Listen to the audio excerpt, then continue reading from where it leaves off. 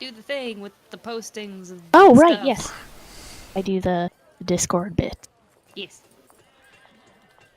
And I will let the Twitter and things know.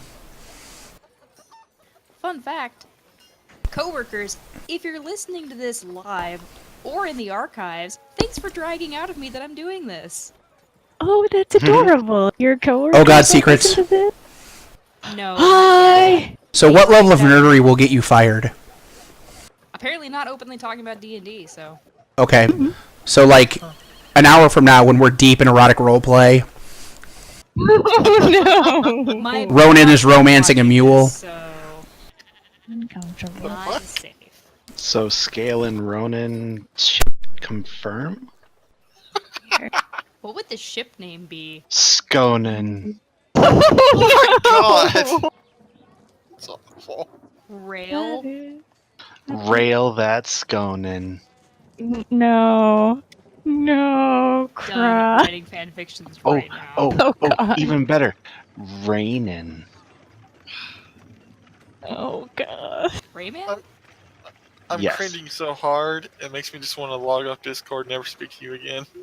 I'm just- I want to go into Photoshop now and take Ronan's beard No! and Scale. I'm sorry, guys. I've been doing a lot of Photoshop lately because people are sick. Photoshop is fun to play in. It is.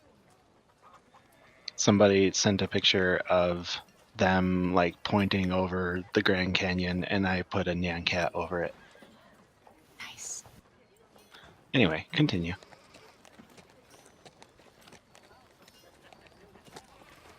I'm just chugging a beer, it's fine.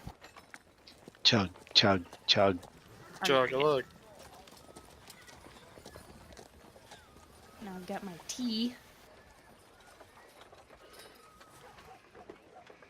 Non-alcoholic, unfortunately. That could be fixed.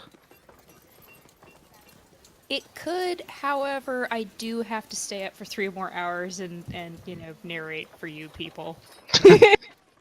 Narrate. Alright. I very much approve of tonight's name of the stream. Oh my gosh, I forgot to turn. What is this? I enjoy your names. They're clever. It says we are not to be trusted, and we aren't. Oh no! Not to be trusted. Not generally. Oh my god, I'm so loud on the stream. You're actually not all that loud on my end. At least Oh. when I hear the recordings afterwards, you're not.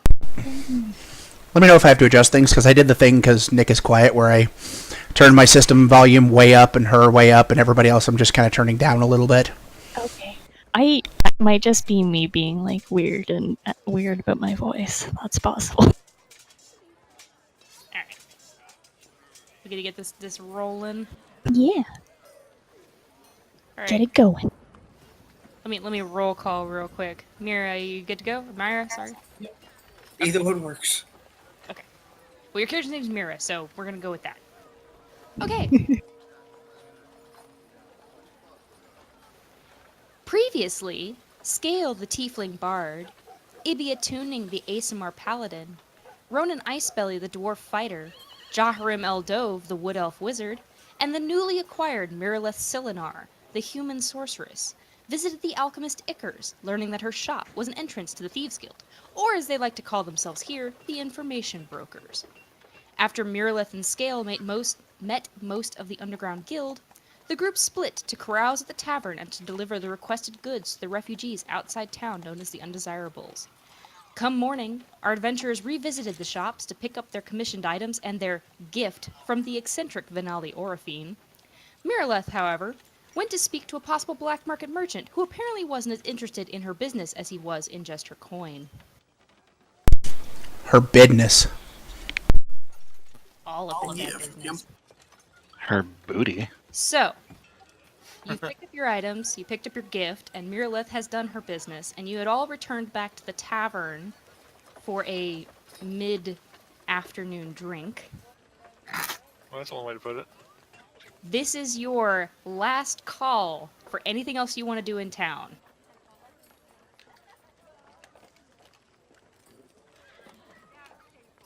Oh god, there was something I wanted to do and I completely forgot what it was. I was thinking about it all week and Doubt. Too fucking late. How would you rank the town's orphanages and hospitals in order of flammability? Orphanage probably pretty flammable. Hospital probably less so because it's stone. How would you rank, like, what kind of roll I need to make to, like, flying tackle skill to the dirt if you tried to light things on fire? For a flying tackle, probably acrobatics. okay. I almost always manage to become party moral center, and I'm not sure how that happens. Go on. God, I'm trying to remember. I almost remember what I was trying to get. It was a potion. I remember it was a potion, but I can't remember what the heck potion it was. I have many potions listed. Would you like me to just read them off and see if one of them was the one? Yeah, sure. Okay, 1 second. Minor potion of healing. Potion of healing.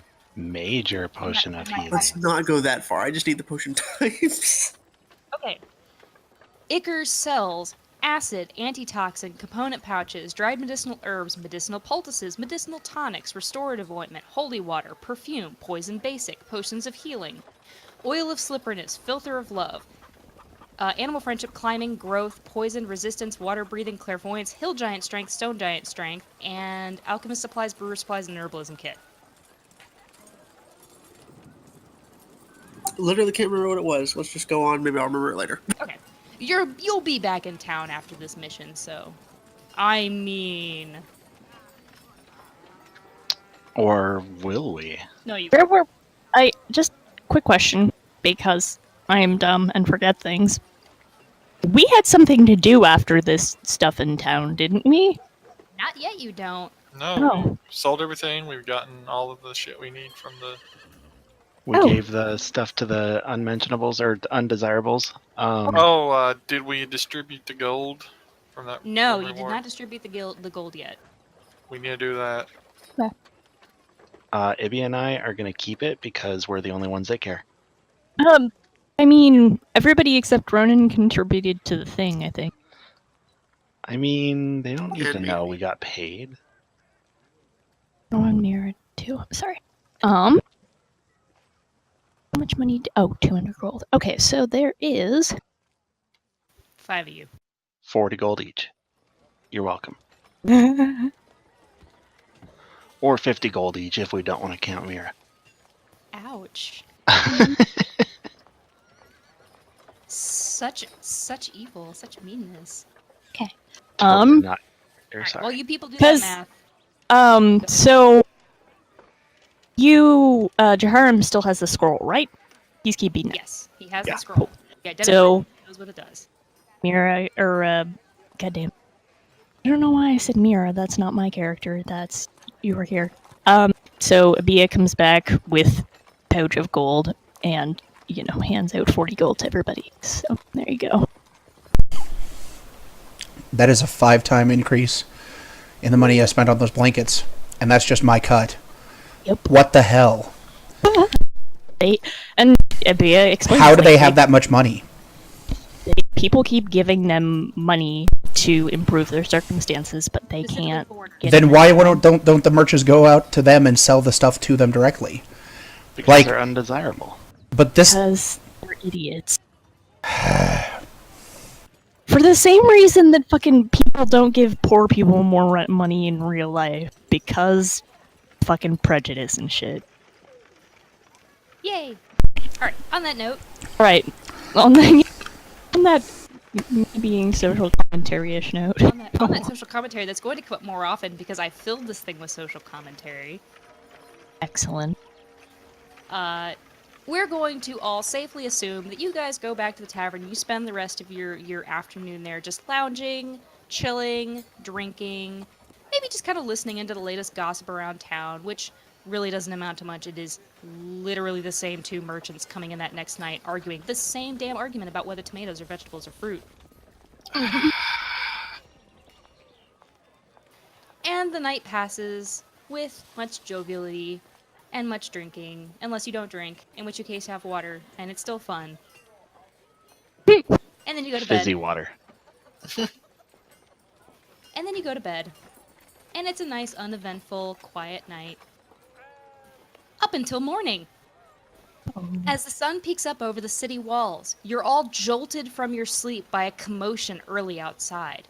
You hear horses stomping on the cobblestone, shouting, and orders being barked. You're all currently in your rooms, just having been roused. Hold up, wasn't I passed out still? No, this is the next night. Oh, okay. You were conscious, not out drunk. So the undesirables did set up a rebellion after all. No. Do I get to know? What kind of shouting in order? Like military shouting in orders, or? No, more like, make way, let him through. Well, let's go to the window and have us a look. All right, we're gonna assume that you all go to the window. Ronan grabs a stool to Oh no! look out. Okay. Hops up on a stool. He's a dwarf. What?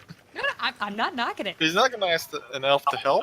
Isn't this a dwarven city? Wouldn't the balconies be kind of made with that in mind? It's not a dwarven city. No, it's not. Oh, I thought it was. Okay. Is The thing is, he doesn't just want to see; he wants to be able to pee on whoever's making the noise. Yeah, it's a dwarven and Yeah. human city, but I don't know that it was originally built as a dwarven city.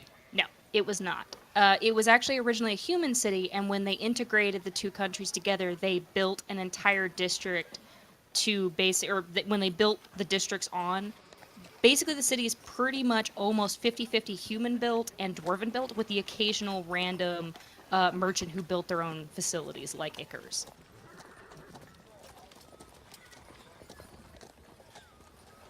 If that clears that up. Yes. Okay, so as you look out the windows, you see several of the city guard in their lovely blue tabards escorting two riders on horseback. The horses don't actually look like riding horses, they look like work horses that were repurposed. The two riders are dwarves. They're wearing sooty overalls and they look very grim. And they're being not like prisoner escortation. It almost looks like they rode into town yelling about something, and the guards are swiftly taking them to the merchant guild hall. Noted. Promotions. Okay, so that happens. What do you do? Jaharim hurriedly gets dressed and picks up all of his stuff and heads out of his room and calls out to the others to see if they're following. I mean, Ronan was already ready to go anyways. 'Cause he follows. Before Mira gets ready, do I get to know what this choker does yet? Oh, you did not put it on, correct? Right. Do you have an identify spell? I don't think I do. Then you currently do not know what it does. Damn. Okay. Yeah, you would have to wear it to attune to it, or you would have to get it identified. Since you know who it came from, you're very... Yeah, I'm not wanting to put that on. Yeah, no, I would just shove that in your pocket and ask Jaharm about it later. Alright. Alright. So you guys will scurry downstairs. Yes. Yes. Sure. No. What? Grab my stuff, climb down from the balcony, and at the door of the inn, be waiting for them. Like, what took you guys so long? Oh, gee. Okay, then Excellent. Jack Sparrow. Okay. As you... I have a dexterity of yes. I'm going to use it. Yeah, you know what? Give Touche. me an acrobatics check on that. I need to see if we fall out Oh. the window or if we climb. Please fall, please fall, please fall. Oh god.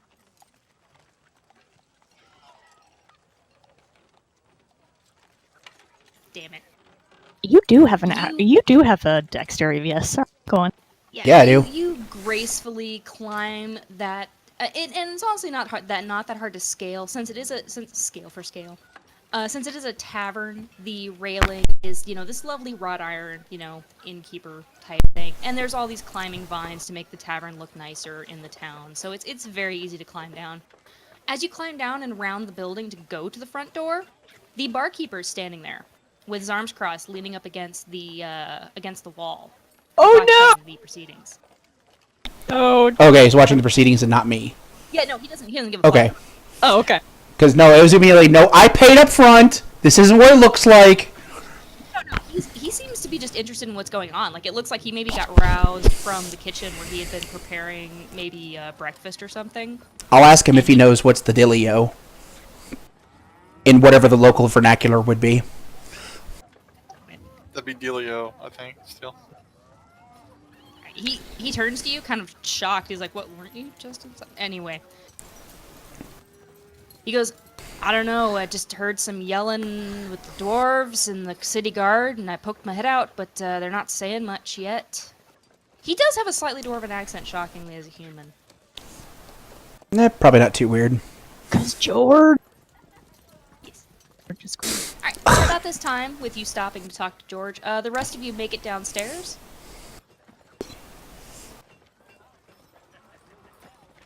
And to the door. Is all ready to go.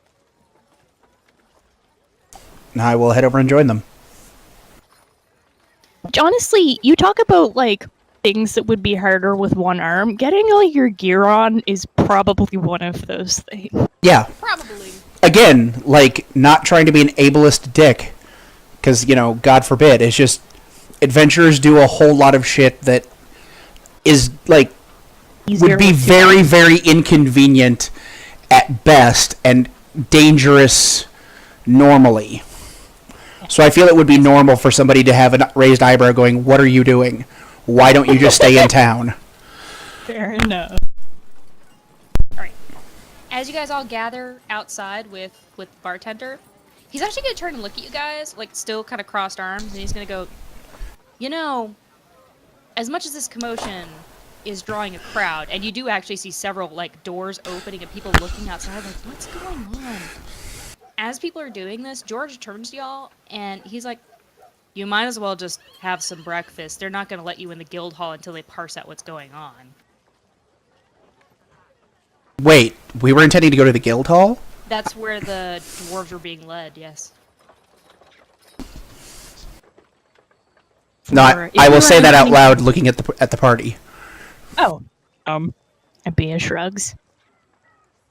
I don't know. They seem to give it the work around here, don't they?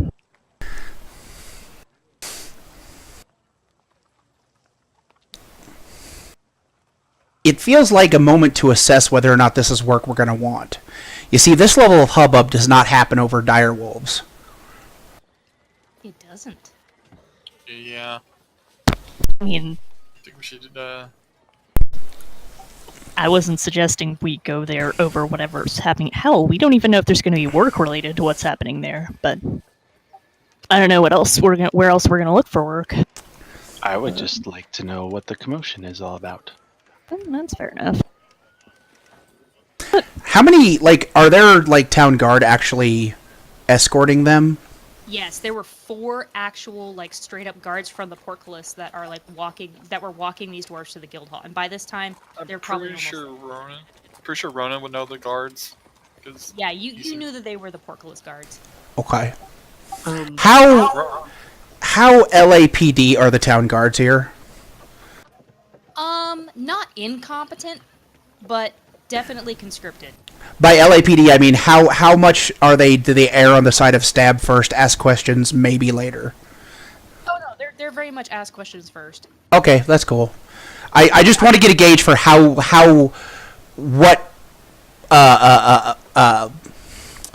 what kind of bandwidth for hijinks I can get away with before I just get stabbed in the fucking neck.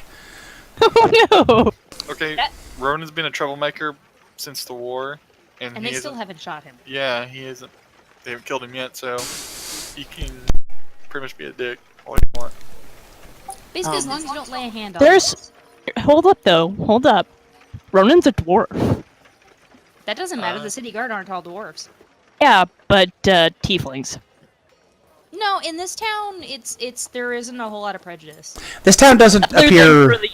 Other than for the undesirable. This town is classist. It's not racist, from what I've seen. Yeah, that sounds about right. Alright. And stupidly classist, because if the poor people have money to spend, why the fuck wouldn't you go sell them stuff? Like, that just makes no sense. But that's, again, I'm not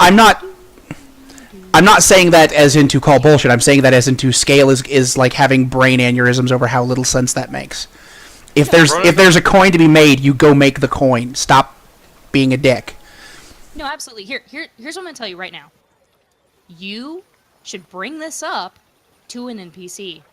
I'm just gonna say that right now. You should straight up in character bring this up to an NPC. Just saying. I at some point shall. Okay, good.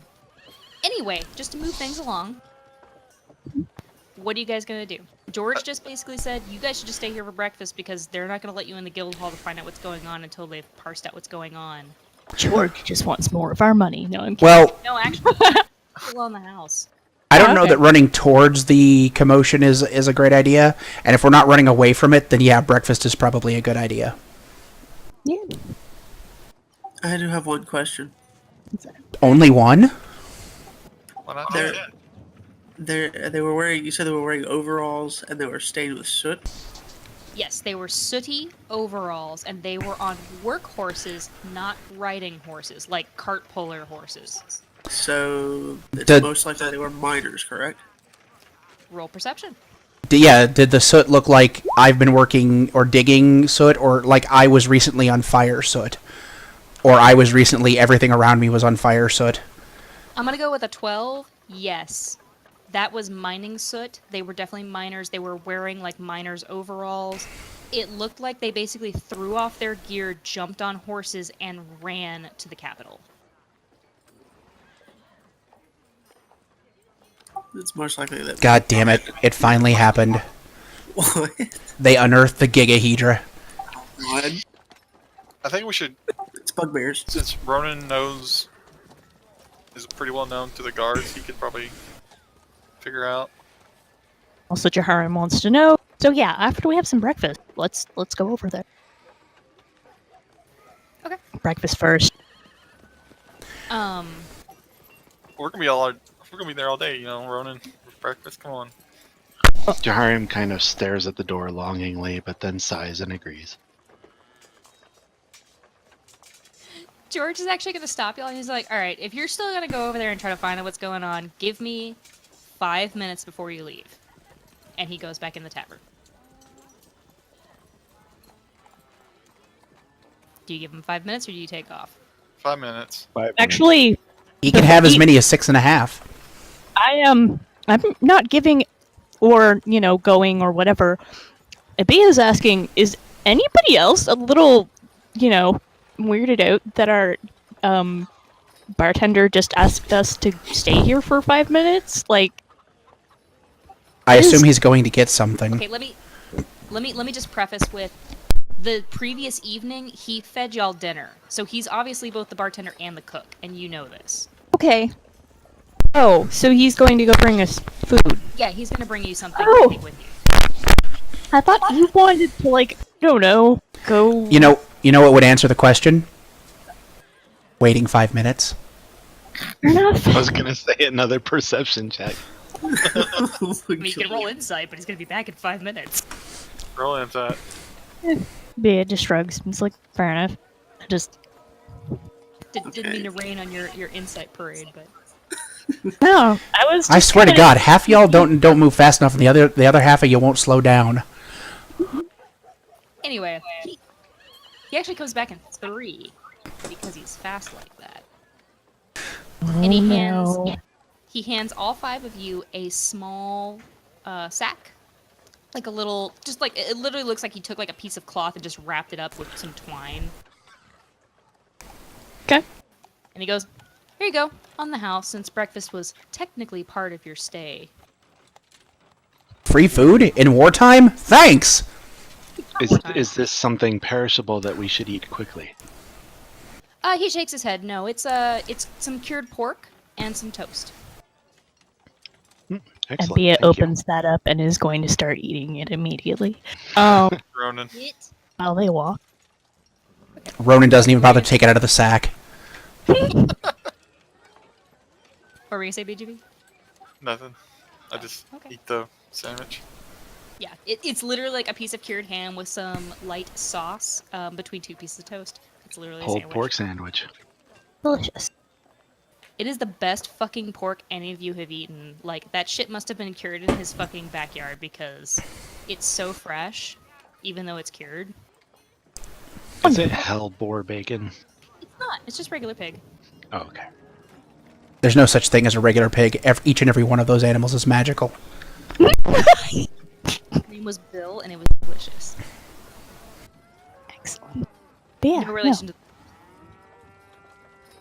maybe he's gonna Okay. thank the guy.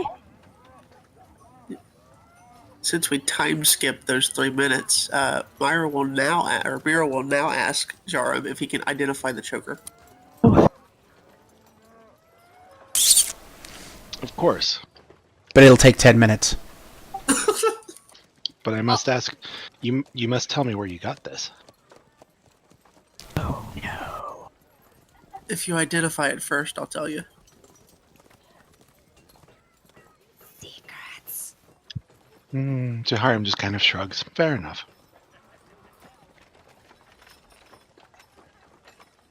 Oh, of course we got to pull that one open. That's okay. I remember How it what? does. Oh, I had a sheet that told me what it does, but I remember it anyway, so... Anyway, go ahead. Well, Jaharim asks for the choker so that he can identify it. Mira pulls it out, hands it to him.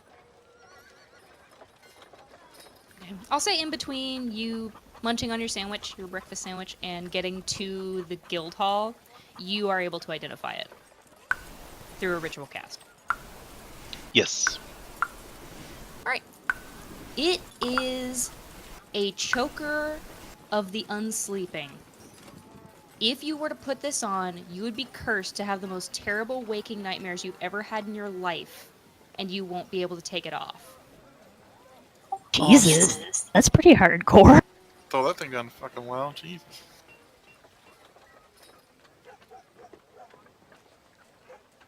Just to recap, you do know someone who would probably buy this from you. True. Yeah. Fuck, that could just be a handy thing to have around. Yeah, put on someone that you want to, well, I'll You find know some from use your, for it. you know from your identify spell, it only works when you go to sleep. It doesn't immediately start giving you horror for nightmares. It just prevents you from sleeping, which Yep. in D&D sense can get pretty friggin' nasty. Yes. It prevents you from having a long rest. That's what it does. Yeah, okay. Okay. So, after identifying the choker, Jaharim tells Mira about what he can perceive from it, and then offers it back to her and says, "Good luck. Now, tell me where this is from." Don't put it on. It's a skeevy businessman on the south side of, the west side of town. I, was going for some information, and he attacked me. Or, well, His son did. his son attacked me, and, offered me this as compensation. When you didn't murder the shit out of said kid. Yeah. Did he assume you were going to put it on? This seems like a very malicious reward. I was definitely not going to put it on, not after seeing who I got it from.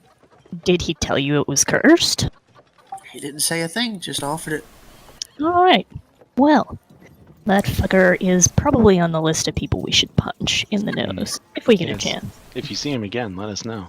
Yeah. It seems like an odd gift to offer in gratitude for your child's life. It seems like an open invitation to come back and murder that child. Pretty That's much. not the sort of thing I would casually do to strangers. Yeah. Yeah. Mira, without making you roll insight, you get the impression after finding out what the choker does that this black market dealer must have either no enemies or have gotten rid of all his enemies up to this point for him to be so damn cocky. I think that's pretty obvious. Or does he just Figured not I'd know get it. what he's selling? Oh no, he damn well knew. Nobody has no enemies. Like I said, he might have gotten rid of them all up to this point. He just keeps killing them. The choker is made out of human skin. Oh no. Anyway, as you guys are conversing and walking forward, you make it to the guild hall, and once again, and standing in front of you is that lovely statue to Gond, that lovely marble. And 2 town guards now are standing outside the doors to the guild hall. They weren't there before. Is there still a crowd gathered, or? It looks like they've dispersed the crowd. There's still some people milling about looking curious, but they're not approaching the guards. Ronan immediately approaches the guards since they probably know him anyways. Okay, you know the one on the left, you don't know the one on the right. He talks to the one. He talks to the one he knows. Yeah, he asks, what was the deal a little bit ago? The brown-haired dwarf just kind of gives you a little half-ass salute because he recognizes you, and he's like, Ice Belly, we got no idea. Them 2 dwarves just came into town on their pack horses and rushed up to meet with Varys. Varys is our elf buddy. Yes, he is, as you know. Buddy might be premature. He's Yes. the merchant guild, the merchant district manager, and he was standing in for the agricultural guild master. Yeah, Ronan thanks him and goes back to his party and relays the said. The message board There's where nothing, they post stuff on there. there's nothing new. It's got a little bit of a roof on it to like shelter from rain and stuff like that. So there's like a little. I mean, there would be a little bit of. Does it have one of those little half roof things on it? Yeah, it's got one of those little lean-to roofs, but it's not wide enough for all 5 of you to stand under, and it's not raining right now, so. No. I just want to get on top of it. Oh, athletics, for reasons. What are you, Batman now? I might be Batman. Don't try to fucking stifle my dreams. I'm not. Just roll. What did you say? Athletics or acrobatics? Athletics. Climbing is almost always athletics. God damn it! My dreams. All Why? Jack, you Why is me falling on the dirt for no reason your dream? You need better dreams. funny. All right, no, you People- clamber up on top of that tiny. I mean, it's not even quite wide enough for your whole boot. But you That's fine. managed to get up on top of that thing, and you are now perched on top of the message board. People Okay. are giving you Listen. some weird looks. Players fucking up in non-crucial situations is always funny. It's true. And even in crucial situations. Not always in crucial situations, because then sometimes somebody dies, and that's not always funny. Yeah, but their screaming feeds But me. I'm gonna perch up there, have a little seat up there, and I'm gonna pull out my guitar and I'm gonna play music. Oh, all right. Roll a performance check. What kind of music are you playing? Just kind of general calming music, or Just- AC/DC. No, yeah, just kind of general, just hanging out, passing time music. okay? Roll performance with advantage. So just roll twice, and we'll take the higher number. Or you can, there's a thing on your sheet. Yeah, where you it's can- so annoying to toggle that thing and remember to turn it off. Look at that. Do that. All right, fantastic. Oh my god, you You didn't whip out even... your guitar. Apparently he's you Jimi Hendrix. play. You play a lovely, calming melody. The various people who are kind of milling about to see what's going on, they're jamming. You seem Jaharim to have suddenly feels collect- compelled to dance. and Jaharim is dancing, the dance of his people. Oh god. You have collectively pulled the level of panic down several levels. Things seem to have kind of calmed down a little bit. Yep. Okay. After a few moments, and the guards looking even they don't look pensive because you guys are all waiting out there. They look pensive because there's just they seem to be able to hear something y'all can't. Roll perception, everyone.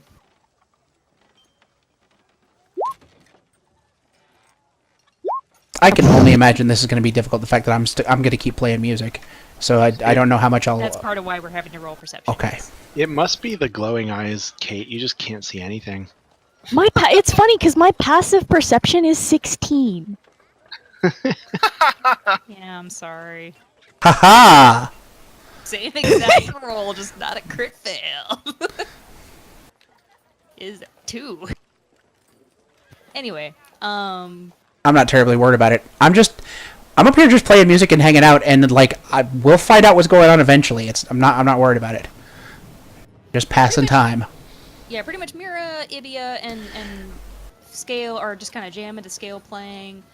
Ronan and Jaharim, however, you can hear a little bit, like, even with that 20, all you can really hear is muffled talking, as you are, like, several doors and a building between you and what's going on. But you can definitely hear raised voices, like panicked raised voices, and several voices talking at once. And while you're listening in on this, a noble approaches you guys.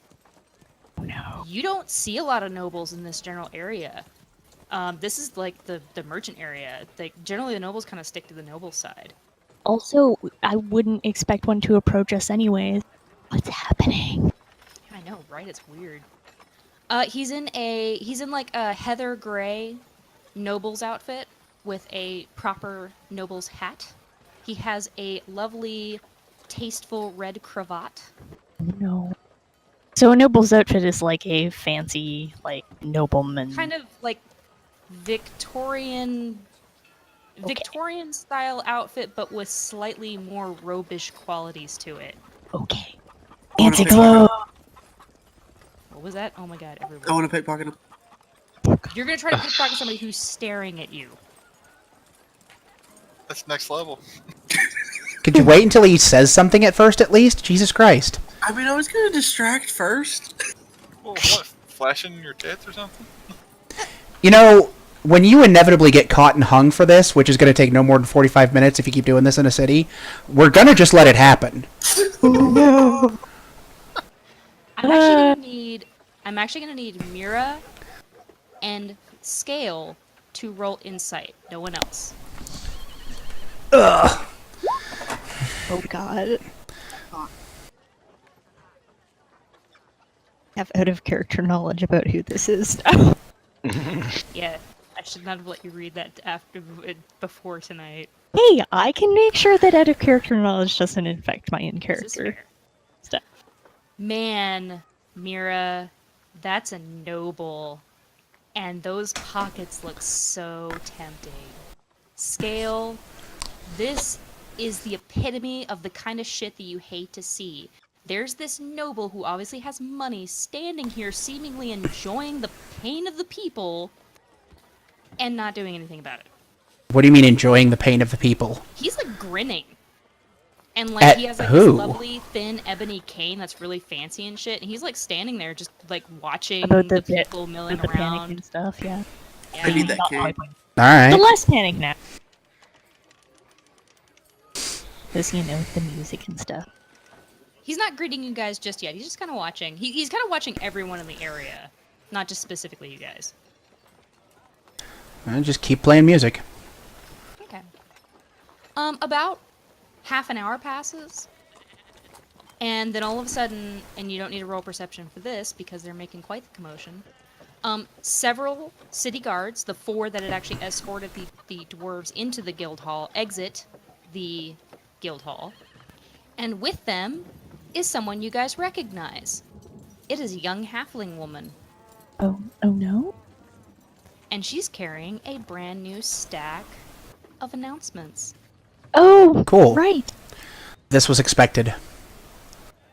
All right, the city guard disperses, and the halfling steps up to the little. There's another, one of those boxes like you guys saw in the harbor area next to the job posting. That's And she adorable. and then she kind of turns to you, Scale, and she goes, would you mind? Of course. And I will, Wait, hold on. Was she that, would you mind, was she telling me to stop the music, or is she, like, wanting people's attention? She was wanting you to stop playing for a moment. I mean, Okay. I'm sure she wouldn't mind if you got people's attention for her, though. But she was more gesturing to the guitar, so. Okay. Okay. I will quiet it down. Okay, she doesn't mind that you quiet it down. She just needs to be able to be heard. She clears her throat again. She goes, Do accompaniment. here. Okay. Let me just scroll down a little bit here. Hear ye, by request of the esteemed Council of Patricians and Varus, the district manager himself, an immediate reward is to be given to any able body reporting to the district manager with the intention of attending to the matters brought to the council by the foreman of the Weldstone mines. It's a lot of words for still not knowing what the fuck's going on, but I'm not going to say that. This town seems to be the masters of writing a whole lot of shit on a piece of paper and saying nothing. No kidding. That's politics for you. And she rolled a quick perception while she said that. She recognizes you guys and immediately turns back to you, Scale, and hands you this.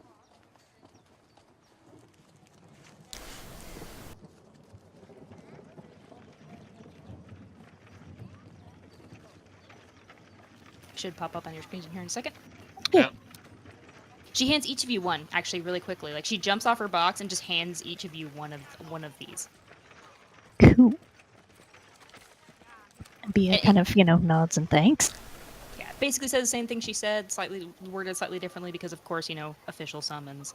By the request of the esteemed Council of Patricians, a reward is here to be given to any. Oh, this is the same thing you just said.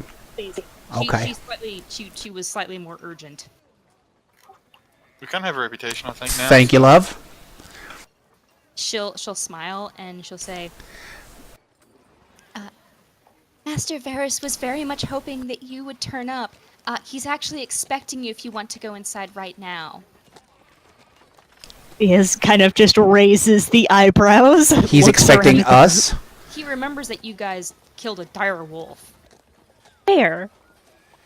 Like I said, we got a reputation now. Apparently so. Sigh. If it's more dire wolves, at least they'll be smaller because they're minor dire wolves. I hate you. Is her actually saying these in character? No. Okay, I was gonna say that puts his character in a new and entertaining. I assume like his puns are in the same category of my comments about the flammability of orphans. Definitely not a in character thing. Yes. Hopefully not. No. Scale is not going to intentionally set fire to any orphanages. I want to make that clear. As far as you can tell, like, no one else is really reacting to her announcement. Like, they're just kind of like, oh, okay, that's what's going on. And they went right back to their business. Cool. The noble's still standing there, but he seems... They just wanted to make sure it wasn't like, oh god, goblin army coming this way, holy shit. You don't know. Goblin. So, sorry, you said the nobleman is still standing there. Is he still kind of watching it? Oh, the nobleman. The nobleman's just kind of milling now. Like, he's just kind of watching people, and he's just kind of watching the city guard. He doesn't seem to be paying you guys specific any mind, but he's still milling around, which is kind of weird. Fair enough. He did not leave like a bunch of other people did. No, he's still there. Alright. Well, maybe kind of raises her eyebrows, looks around at the rest of the group, and is like, so we going in? Alright, we're going in. She kind of looks at Mira especially and is like, you coming with us? Mira nods. Sorry. Alright. Word was mentioned. That means money. Yeah. Shit, yeah, I'm going inside. Lopsided shrug starts towards the building. City guard actually opens the door for you because they overheard the halfling. Goddamn right they do. They offer a little nod as you guys enter, and then they shut the door Nod immediately after you guys are inside. Dun dun dun. Anybody else uncomfortable with how this is unfolding? Terribly. Not really. Okay. You just have to be in the right place at the right time. If you want to roll inside, I'm honestly going to tell you, it just seems like you were in the right place at the right time. I mean... Yeah, no, I was just... The door shuts immediately behind you sounds kind of like a horror trope thing. Oh, I was no, dun, it just means dun. that the city guard just shut it behind you because they didn't want anybody to, like, sneak in behind y'all. Ominous. So, From the last time you were in here, it looks exactly the same, except now you're going to the office of the district management, which is actually on the second floor. Oh man. Tromp Moving up on the up. stairs. Nod to the receptionist lady if she's out No. here. Oh, okay. Sorry, I keep making gross throat clearing noises on the stream. It's okay. Old man noises. Old man noise. Alright, so you guys make it up the stairs, and you go to the very first door, which has that lovely bronze placard that says Office of District Management in both Dwarvish and Common. When you push open the door, which I'm assuming you do, Yes. as the five of you enter, there is chaos. There are papers everywhere. The two dwarves that you saw coming into town are sitting in two stools kind of off to the side from the main area. And there is an albino vulture dressed in white and silver robes talking to them in a quiet voice. Wait, what? There's a vulture dressed in A robe? vulture kenku, yes. Oh, okay. Vulture Okay. kenku, I'm sorry. No! You said a vulture, and I'm like, oh god. Just a big They come in different bird kinds. Yeah. Huh? Gelfling. No, Sorry. it's she. Well, you don't know it's a girl. They're speaking very quietly, like almost kind of calmly, and they're making general gestures of a clerical nature, kind of over the dwarves, and they seem to be nodding along and just kind of like, yeah, I. Okay, clerical as in, like, clerics, and not clerical yeah, as in... it's a cleric. What are motions of a clerical nature? Just, religious general, stuff. General Not- religious shit. Yes. She's doing No, I blessing. got that part. Okay. Okay. I don't know what the general, like, clerical motions of this particular god would be. Just assume it's like a Catholic priest blessing two people. Gotcha. I'm tracking now. They've seen some nasty stuff and they need to be cleansed. It's more like you... Okay, roll inside everyone real quick. Oh, God.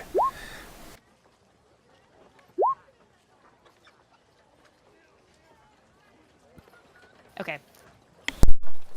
Wait, Can I roll religion instead? No, actually, I'm gonna roll Actually, in. no, you can. My Since religion you're- is bad. Well, holy shit, you're gonna get it there anyway. Can I roll religion instead? Because mine's a lot better. Actually, yes. Yes, you may. Hooray! Alright, all of you pick up on this. This is a cleric of Kelimvor, the god of death. Oh no. From your rolls, actually even with a 15, you figure they were called in because these dwarves have seen death. Like, something horrible happened and they've got some serious PTSD, and this cleric was brought in to try and help them kind of cope. Okay. Oh man, our cleric, our priests and stuff, like the psychiatrists in this, counselors in this world, which makes sense. In Honestly. a world without psychiatrists, that is part of what priests do, yeah. Yeah, exactly. Okay, so we're gonna need to talk to them after we get done with bears over here. You are probably going to want to, yes. Oh my God. Alright, but before you can do anything, you are actually ushered by another pair of city guards. These guys are actually in better looking armor than the general city guards, so you figure they're probably from the noble district. Oh, fancy. They've got much fancier tabards and whatnot. Ronan, you actually don't know either of these two because you don't get to go in the noble district. They racist against Ronan. No, I'm kidding. You're not roughly, like, pushed or anything, but they direct you to Varys's office and away from the two dwarves.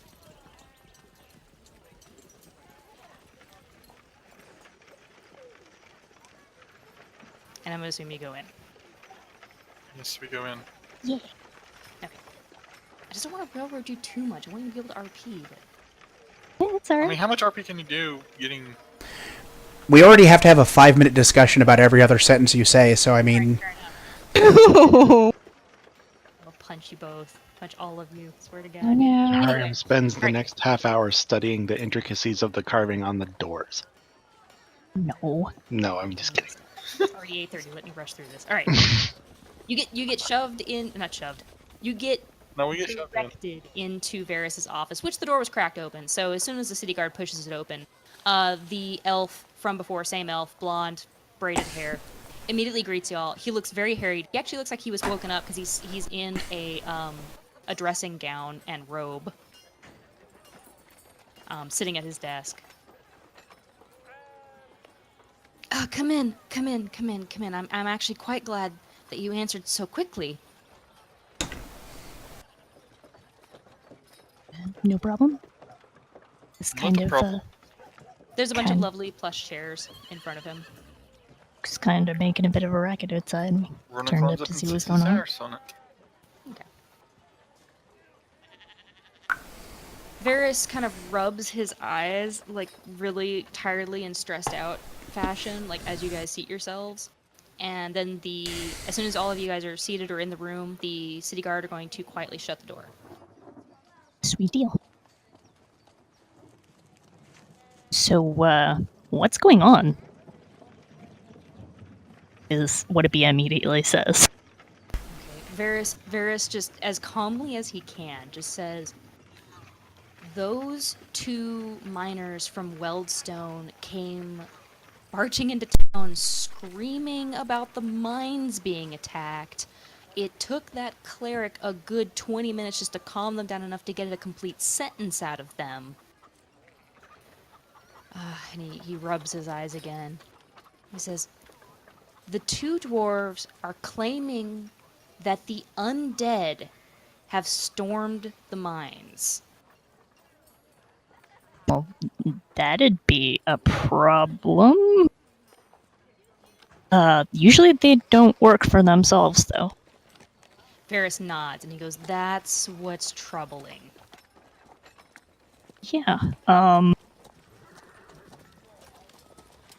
Yes. Would Sorry, go on. would we know what comes from the mines, or is that something you should ask? You Pull, probably wouldn't. presumably. You probably, Jaharam probably wouldn't, because you wouldn't concern yourself with exports of a country that isn't your own, I suppose. Unless you would. Okay. Probably not. But he's going to ask anyway, in case maybe would what's coming out of the mines be of interest to somebody who can control undead? Varys nods. He goes, yes, those are our iron mines. Okay.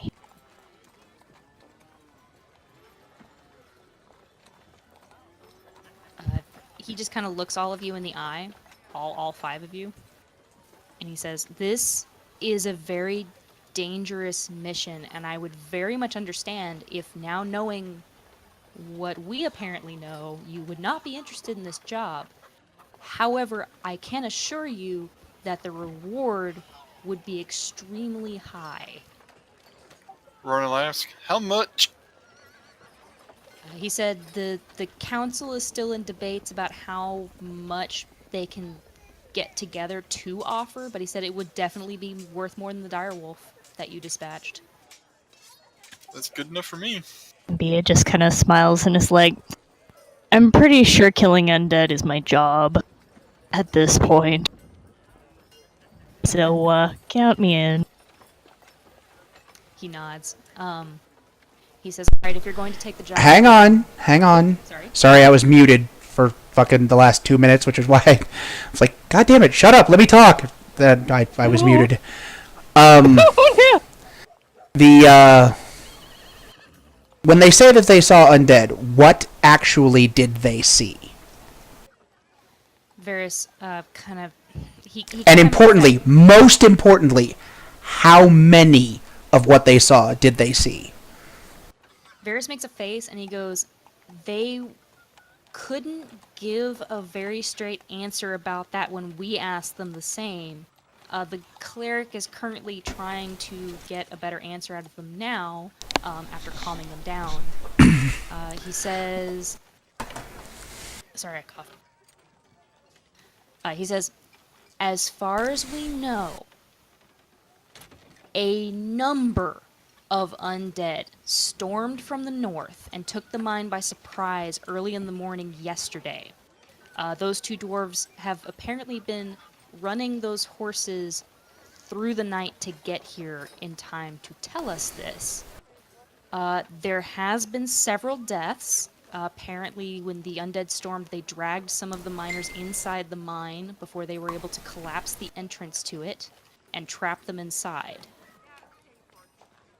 They came from inside the mine or outside? No, they came from outside the mine. Sorry, I'll explain. They came from outside the mines from the north. They basically came from the north through the forest, stormed the town, dragged some of the miners inside the mine. So all the undead went inside the mine, and then the miners blew the entrance to trap the undead in there.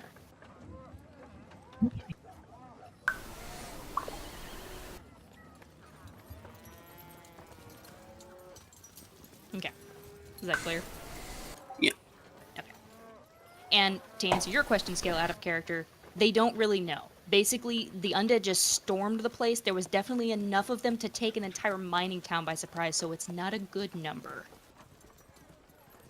I have a question that may seem disrespectful in some way. Character or out of character? In character. Okay. Like, that's in character what I said. Go on. How is this not a job for the military? Varys makes a very strained look, and he says, "We're already very stretched thin since due to the peace treaties to unite the countries that were formerly Kuykendahl and Rivendell, the army was actually dispatched. Since no one side could decide who would retain the military power, we sent all of the conscripts home to be with their families until that decision could be made, and unfortunately it hasn't been made yet. All we have is the city guard and a very small force of about maybe 100 men." So, your entire military was disbanded? He nods. Okay, here's where the disrespectful part comes in. The people in charge of this town aren't very goddamn smart, are they? Varys wryly smiles, and he says, "Tiefling, while you think that's disrespectful, you're not the only one who thinks this. However, do understand that this country is relatively new. In fact, I was hired from Ephraia to help with some of the infrastructure issues they were having. Both the leaders of Kuykendahl and the leaders of Rivendell were put to death when the peace treaties were signed." But by who? By the people. Okay, so you had two countries fighting a war that I'm assuming the leadership wanted and the people did not. So is that what I've got here? Is that what's happening? How do you have nobles here then? Varys nods. He says the nobles, some of them sided with the people. They're the old money nobles here. Then And I there are bet they also hire new their own nobles. guards. Varys kind of shrugs and he just kind of, yeah. He says there's also new money nobles, however. Nobles that have risen in the ranks by either being very profitable merchants or commoners who have shown prowess in the matter and have been made nobles in name and given land. Huh. Cool beans. Well, not cool beans in character. Just kind of, in character. He says, actually, I don't know if you're aware, but we actually don't have a single leader. Yeah, you've got some. Yes, a council. He nods. A council of 6, actually.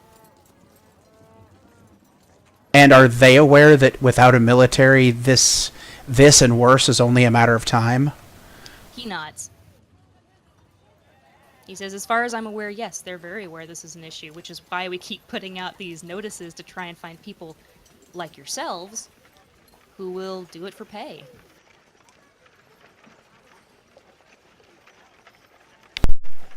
Well, there's a lot of undead we're going to be fighting, or I'm going to be fighting at least. Are you guys up for this? Maybe he looks at the rest of the party. Not even a little bit. To charge into an area that has been taken by who knows what kind of undead and who knows how many of them and who knows, and God only knows who sent them. Are you mad? Abia kind of smiles a little bit. Brennan laughs. I'm mad. I want money. Jaharim just nods and says, we need to help them. Alright, well, apparently we're mad. Hey, look at it this way. If we get there and it's something we can't handle, we can scout, bring back information. Varys actually nods at this and he goes, yes, actually, information will be paid for if the forces are too great for you to handle. Goddamn right it'll be paid for. Varys just kind of chuckles at that.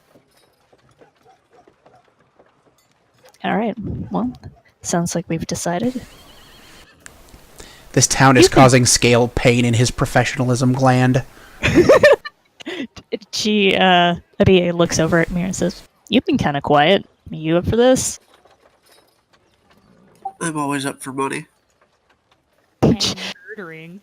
And Abia chuckles a little bit. It's like, alright.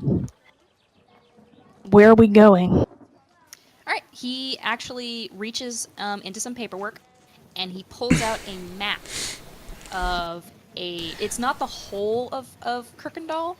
It looks like it's from the capital to just north of Weldstone, and he traces the path that y'all will need to take with a quill pen. Okay. And he'll tell you. So you'll go north through this path, and you'll pass through the town of Holmesfirth, and we would appreciate if you would check in with them to see if this is, if anything's happened to them too. The dwarves were apparently in too much of a rush to stop and talk to anyone. See how far this has reached. Sorry? That shouldn't be a problem. Sorry, go ahead. He's just saying we should check in there, see how far this has reached. They've had any trouble. Okay, I've just brought us to the main map so you can see what I'm talking about. Yeah. So you're going to pass through the town of Holmesfirth, and then you'll continue north to Weldstone. Spiff. Who owns this mine? That would be the city, or the country rather. He'll explain. Let me scroll down just a little bit. He tells you that the Weldstone mines are a country-owned mine, but they are run by the foreman named, where's his goddamn Grund. Is the foreman supposedly still up at the mine? Varys says, as far as we know, yes. Okay. And these mines are your main source of iron? Yes. Okay. Oh. If you ever want to get an army together, sounds like you're gonna need it. Indeed. Varys nods and he says, no, we will be conscripting a group together to follow you after if you don't return within a week, we will send people to see what's going on.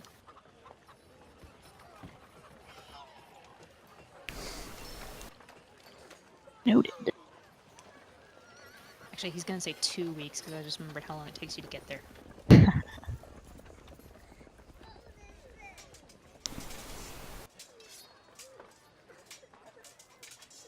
Alright, so you're taking the job? It would appear so. Okay, so he hands you the map, he gives you what information you need about that. Oh, he's also going to mention that if you do not have a horse currently, that he hands you a piece of paper that has like a silver scrawling on it. You assume it's Elvish.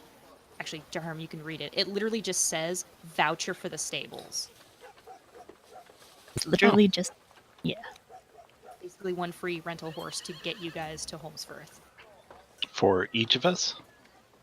For everybody who doesn't have a horse. Ticket, but he says, give this to Farah and she'll know what you need. I think that's, well, actually, I don't know if Mira has a horse or not, but I think She it's doesn't. just Jaharim. No. But I think Skail and Ronan both have their own horses. Hell yeah. Alright. Well, anything else we need to know? Not that he knows. You guys got any other questions?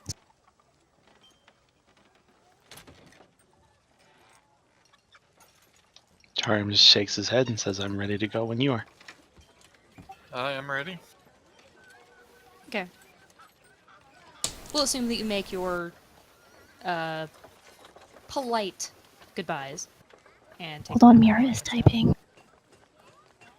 Mira is- What are you typing, Mira? She's typing secrets. Okay. She's actually asking You about ask, some you spells. know, I ask you. Yeah, Thorns. Specifically about some spells she's got. Oh, We never yeah, no really problem. actually were able to go over what they do, so. Sure. So yeah, Abia's gonna, stand up, offer her hand to the dude, He'll take it. shake hands, Still rubbing his eyes, because, just woke up. and head on out. Okay. As you guys walk outside, do you want to try to talk to the two dwarves and the cleric? Absolutely. I would definitely like to ask the cleric a question. Dude. Does he have any Gartham we can borrow? I mean, Any what? what? Goddamn kids. No, I just can't hear you. The Gotham! No, they don't. Those things scared the hell out of me when I was a little kid. Oh yeah, I had fucking nightmares for years after watching that. That and Anyway. Fizzgig. I Kick his past. Anyway, don't know what we're talking about. I'm sorry. I don't either. Dark Crystal. The Dark Oh, Crystal. Movie I've never God damn it, put that on the list. seen. Okay. As you guys walk over to the two dwarves and the cleric, it seems the cleric has actually managed to calm them down quite a bit. They're still don't look great. They look very pale for a pair of dwarves covered in soot. But the cleric rises and greets you when you come closer. She raises her hand in greeting, and she bows slightly. How may this cleric help you?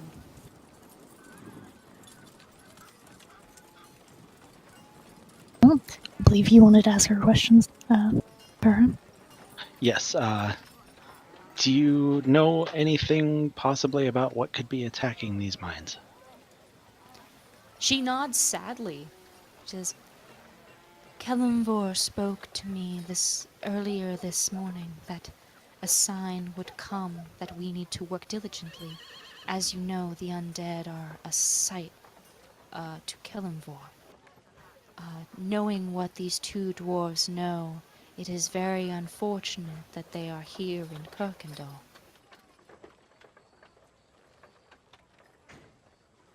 You'd So think, the- being religious, Abia would be more tolerant of this, but she's just kind of like over here, like, okay, hurry it up. I mean, she's not Racist. saying that, but So would you say this is a slight to Kellenmore, you said? Like, Yes. it's somebody... Basically, okay, you don't have to roll religion for this. Basically, you know from your studies in religion that the one thing that Kelemvor cannot abide is the undead. Okay. So this cleric knowing that there were undead in the area isn't surprising. Like, obviously, her god would be so upset about these undead being in, like, the general area. I ain't pleased myself. Yeah. And then Jaharim would nod and say, well, thank you for the information. Would your church or you personally happen to have anything that may aid us in fighting these undead? She tilts her head, and then tilts it the other way looking at you, Ibia, and she's gonna roll insight. The Gartham. oh boy. Alright. Abia looks vaguely uncomfortable under the scrutiny. Do you have any magic items to help us on our mission? It's dangerous to go alone. Take this. Get your dick in a bag. Anyway. The cleric moves towards you, Ibia, and takes your hand.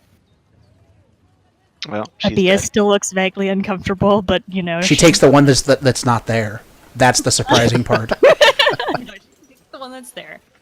She pats your hand gently and she says, she actually smiles and she says, this one has the gifts that you will need to defeat them. Abia just kind of nods real slow. So I'm going to be swinging around an ASMR paladin. Excellent. Still looking vaguely uncomfortable.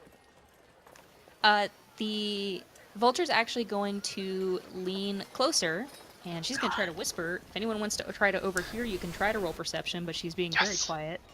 Oh god. God damn it.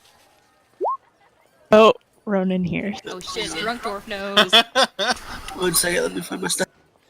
You said perception? Dwarf knows secrets. Dwarves have good hearing. It's funny because, like, get Jaharim over there who has a 6 to his perception and rolled a 2, and you've got Ronan over there who's got a 0 to his perception and just rolled an 18. Luck. That's how the swiggy dice work. A little orangey. Sorry, I was checking something. Oh, what the fuck? Oh no. Oh no. We're dead. Did you break Roll something? 20 just crashed for no reason. Oh no. Good thing the chat stays constant. Alright, okay, yeah, Jaharim, Scale, hear nothing. Mira, you're standing close and you know she's whispering something, but you can't quite make it out. Ronan, you happen to be standing right behind Ibia. So to the two of you, Oh, no secrets.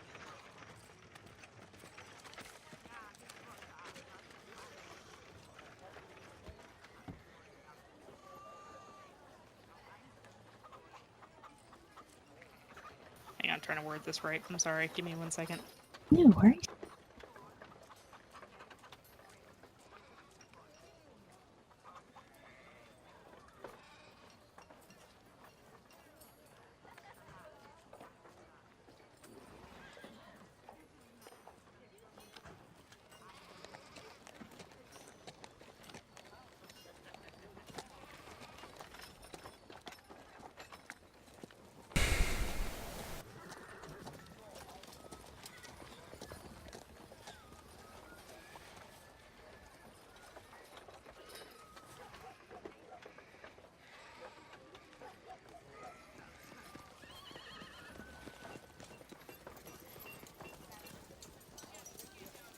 Okay, sorry about that. So that's what you hear. Or Ibia, that's what you hear, and Ronan, that's what you overhear. Okay. Oh no! Bia continues to look uncomfortable. Such uncomfortable. Oh. Ronan just kind of squints his eyes and doesn't really know what the deal is. Yeah, It's that's like, fair. whatever, it's not my fucking problem. Bia kind of offers a kind of stilted yeah, we'll do that. The Thanks. Kenku, the vulture Kenku nods knowingly and just kind of gives your hand another pat and then backs away and she goes, I wish you the blessing of Kelemvor on your journey. Bia seems a little more comfortable with that and kind of, she kind of relaxes and just nods. Blessing of death. Well, okay, so you know As long as that blessing means we don't meet him anytime soon. you know in this world, in your general knowledge of the death god, he's more like the Egyptian god of death, where he's not like all, I'm about death. He's more like just kind of an entity that just kind of oversees death and like makes sure that the dead pass from your plane to the proper plane, that kind of Yeah, thing. shit's gotta work. Yeah, he's more Gotta of a keep the things guide, working. He's counselor. he's more of, the guide, the afterlife guide, than like some sort of I must make all the death happen, terrifying death god. Can I pickpocket him? Pickpocket. What, Kelmadivore? Sure. Go right ahead. Yeah, you know what? Yeah, sleight of hand. Stealth. Actually, 'cause you're too light. Oh wanted to, god. So But yeah, she'll nod back to the gal and just be like, fuck, what the hell is that guy's name? Celestian. Yeah, Celestian guide your travels, sort of thing. Yeah, that's about all she's got to say. The Kenku gives you the weirdest look at that, but she just nods and carries on. She's carrying the holy symbol for Celeste. God Yes, damn it, but don't she look at me knows weird. things and it's weird. Anyway, Yes. after that lovely little weird aside, so now you know. You have a paladin. In case that wasn't apparent earlier. I mean, I haven't really done anything real paladin-y yet, have I? I healed people, I think. That's about it. Alright, anyway. Okay. Sorry. Go on. Okay, so after talking to the vulture, do you have anything else you want to say to either the dwarves or the Kenku? Yeah, I want to Did they say what they saw? Well, we gotta ask him that. No, like the cleric, or the one we're talking to. She was trying to get out of them what they saw. Did they say what they saw? Okay. Hang on, jeez. My apologies. They are so, what is the human term? Shell-shocked by the actions of the undead upon their comrades. They believe that they saw both animal and humanoid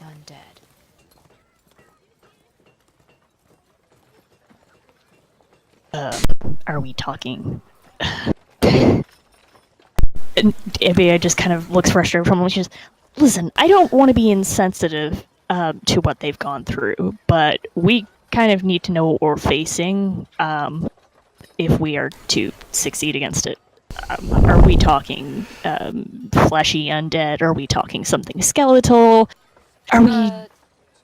One of the dwarves is actually going to look up, because you guys are kind of being a bit loud at this point. Yeah, Abby is probably not trying to hide what she's saying at all. Fair enough. It's the older of the pair. Mhm. He kind of rubs his face and he says, "Lass, we jumped on these horses as soon as we saw what was going down. Me lad here saw, his best friend get dragged into the mine screaming, and we don't know what happened to him. We are pretty sure we know." And he just kind of like makes that look like. He says, "We know we saw bears, we saw kobolds, which are native to the north, but they were all zombies. It was fucking terrifying." All right. Well, thanks for sharing that. He doesn't sound upset. He just still sounds like really fucking terrified about what happened. Yeah, no. Just thanks. That's honestly what I was looking for. So thank you. And she kind of looks at the rest of the party and is like, do we have more questions for these guys since we're talking to them now? Nope. Scale is just all kinds of this is bullshit. Or Skail. Nope. Good to go. As you guys kind of make your goodbyes, and the vulture offers her blessing again, you guys make your way out, a bit shell-shocked about hearing there's fucking undead here. And apparently a fucking army of them, essentially. You make your way outside, and as you make your way outside into the merchant district, that gray-clad noble is still there, and he hails you. Oh. Bea just kind of looks around at the rest of the party like you guys saw that, right? I'll go see what he wants. He's gonna beckon you over to where he's standing kind of close to an alleyway, out of the way, kind of like not in the main center, in the way of everyone trying to, move carts by and whatnot. Scale will go see what he wants.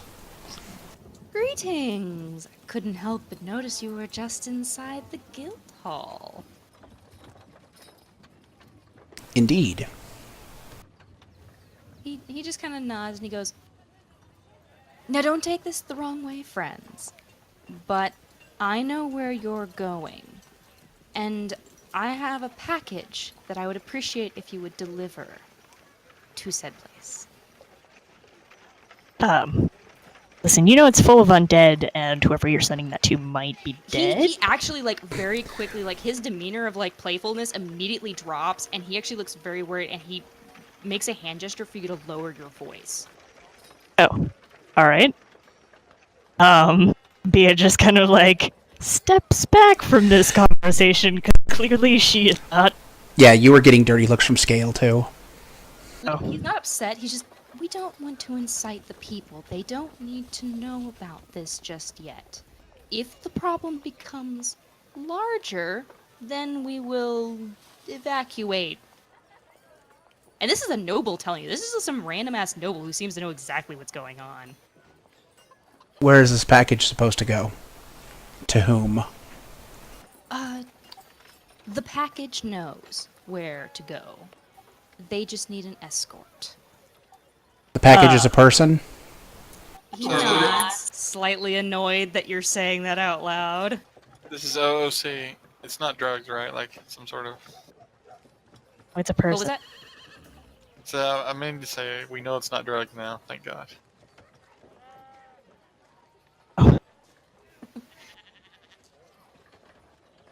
But he kind of gestures vaguely and he goes, yes, yes. Well, see, that's going to be way more expensive. An escort? Yes. He kind of smiles wryly and he says, there will be a reward in it. It may not be monetary or immediate. Then I'm not It will interested. be a great reward. He frowns. He pulls out. He's going to grab you, actually. Roll to.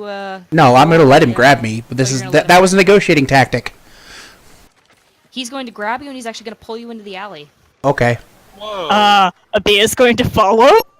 Is this Ronan? Don't The I same. take my little bird buddy in an alley? Little bird buddy, yeah. I just want to see him get beat down. There's just a fight cloud. Scale comes out with the cane. Okay, we can go now. He doesn't get beaten up. Scale, this noble drags you into the alleyway, and then as soon as you're out of sight of the general populace, pulls off his hat and pulls off the disguise on his face. It's the guild master of the Thieves Guild. I'm Bia so has no glad I idea who didn't this pickpocket is, him. so she doesn't know the significance, but yeah. Yeah, no one else knows the significance of Mira, and Don't think this is going to make it any cheaper. he kind of smirks wryly at that, and he goes, "Love, you're very cute, but you're pissing me off." Well, it's a good day for it. He lowers his voice, and he actually doesn't seem all that upset. He goes, "Look, Trouble had a friend in Weldstone, and he wants to know that they're all right. All he's asking is to accompany you. He can fight for himself." Oh, well, that's fine. He kind of rolls his eyes, and he's like, "Subtlety is lost on the young." Well, to be fair, if they were transporting a slave or something, that certainly wouldn't be the same deal. Did you say that out loud? No. Aww. Well, I mean, I'll kill people, but I'm not really gonna do human trafficking. So apparently you're not. I mean, this isn't the first time a random noble will have wanted to pay me to take a person somewhere, and last time it wasn't by their will, and it wasn't a pleasant situation. It didn't involve a possible army of undead, but it wasn't a happy situation. So, I have questions. And asking questions is how we get answers. Now I have answers. Now you have your answer. Now we can all take a breath and be happy, right? Faust kind of eyes you and he goes, "Will you take Trouble with you?" Yes. Fantastic! And he grabs your hand, shakes it once, and lets it go, puts his disguise back on in his hat, and he's going to address you, Scale, and Mira, with a look, and say, "If you see me around, please address me as Lord Thomas Donahue." Bia is over here like, what? What? Alrighty. He nods, and he goes on his way. Oh, he does at least let you know that Trouble will be waiting for you outside the city walls. Oh god. Mira sighs and says, "Seems like trouble follows us wherever we go." He's like a puppy. A really big puppy. Worst comes to worst is somebody else gets chewed on before they get to me. Let's go. Okay. Oh, since Abia was looking concerned, and I don't know about if the others are, I will mention that Trouble's a person.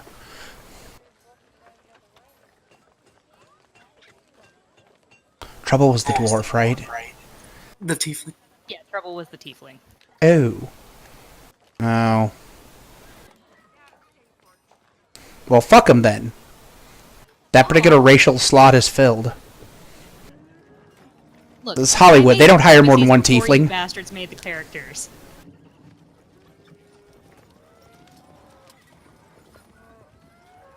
He's a different kind of tiefling, so, you know. Yeah, whatever. Alright, anyway. Alright, you guys head down to, after that lovely little excursion, you head down to the stables to go pick up your owned horses and your free rentals.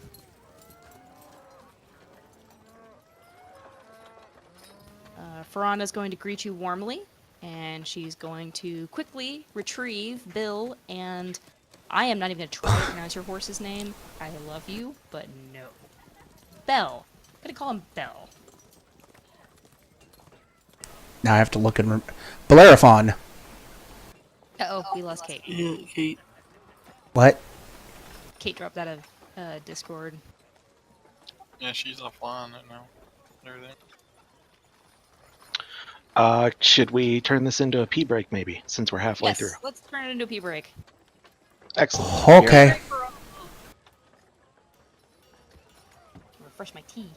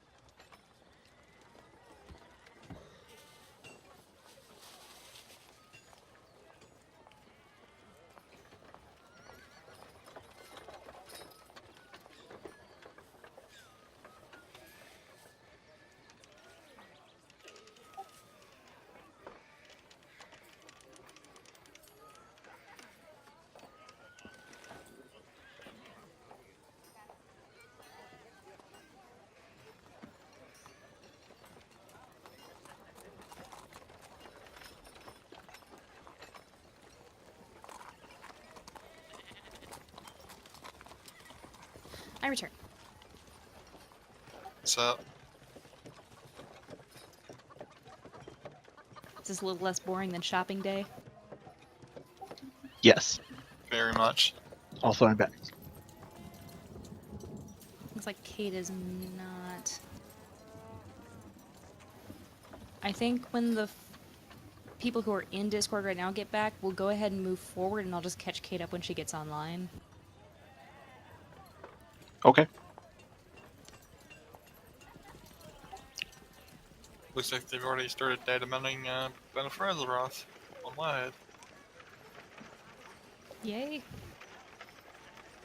Anything exciting? Just some island maps and zones and dungeon maps. Hmm. Various icons for armor, pets.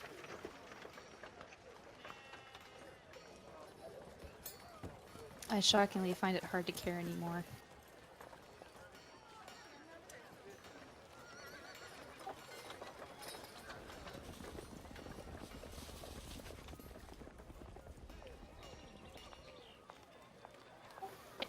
Oh.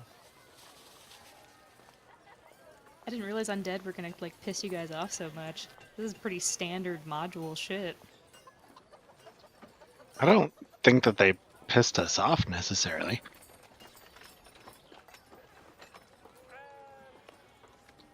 Kate says, crashed on my way back on. Yeah, I just saw that too. Okay.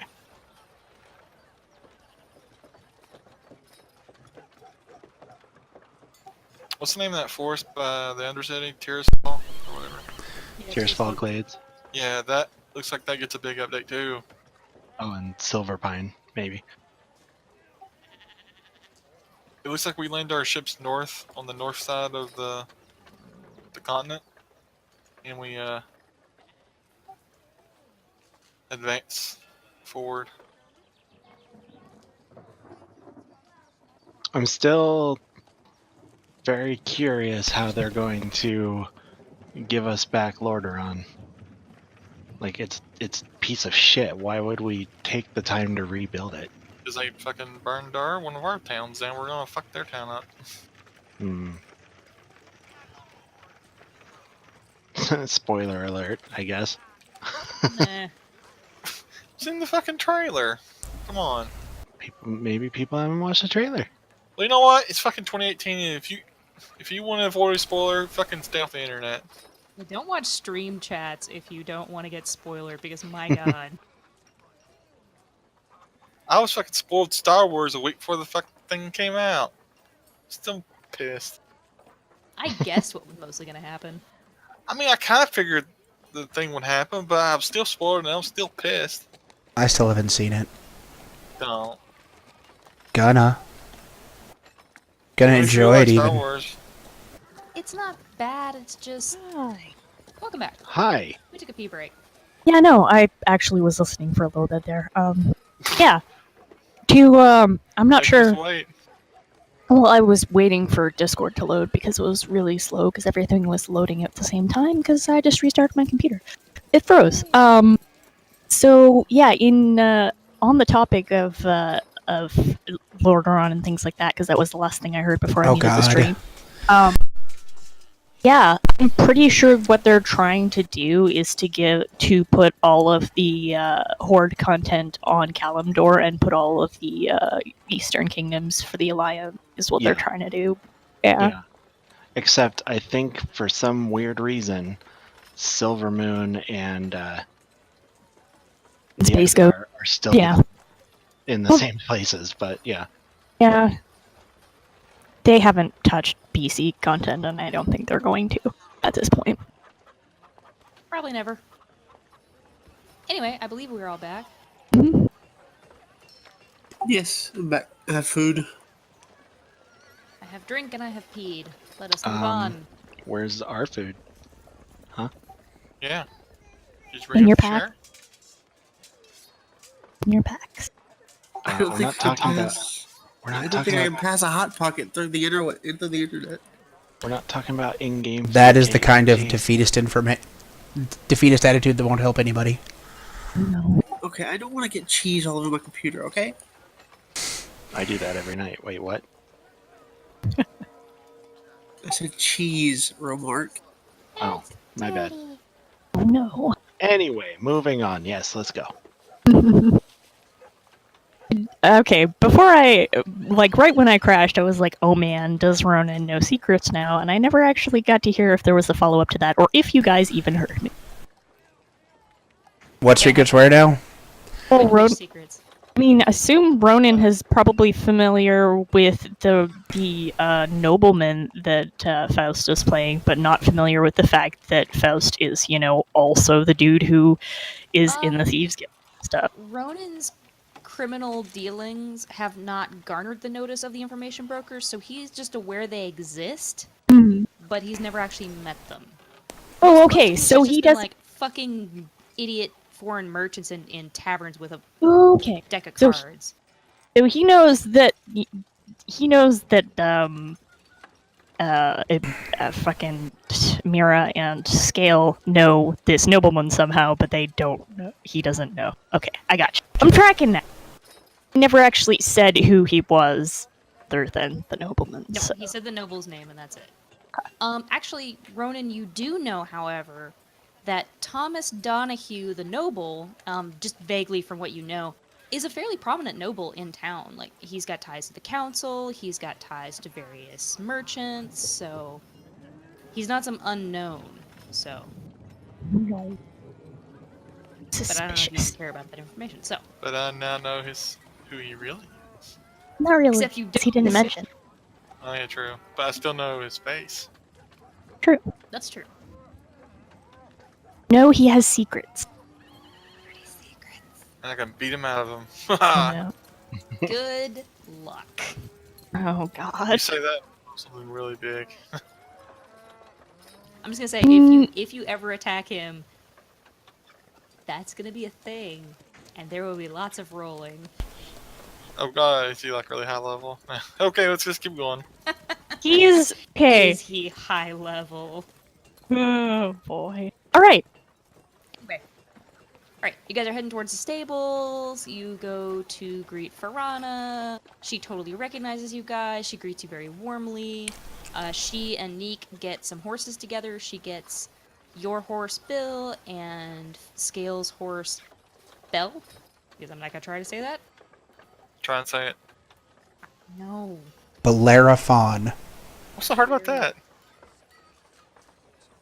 Has too many goddamn vowels. Use your Texas accent and Bellerophon. works. Bellerophon. There you go. Alright, hope you're happy. I am. Moving on.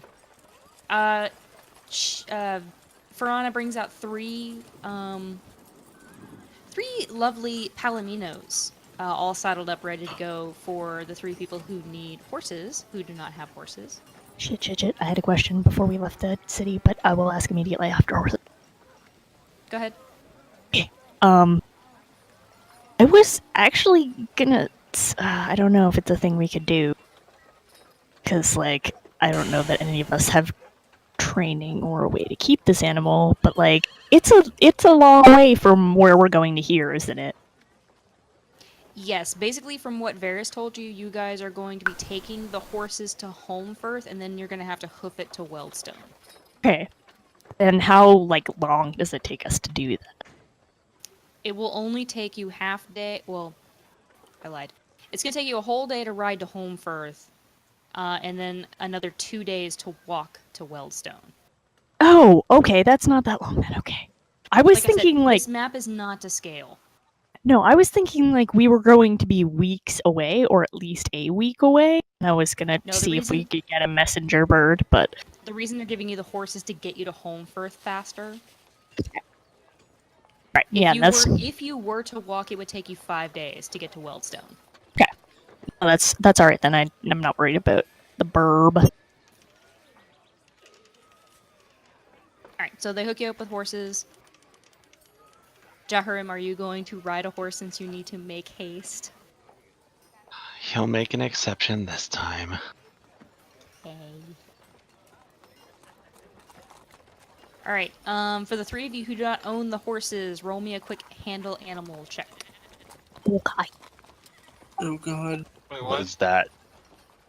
Not BGB or Feast. Alright. Jin. You guys own your horses, you don't need to roll it. Okay. Nice. Alright, you're fine. Mira, you're not comfortable around big animals. They're kind of like, okay, you're a thing that has a brain, and I can't tell you what to do most of the time. And you smell. My other ride is a hover disc. But the horse seems like they're very used to being ridden by many an untrained person, so it seems fairly unconcerned with you. So, you guys mount up, and you make your way out of the town.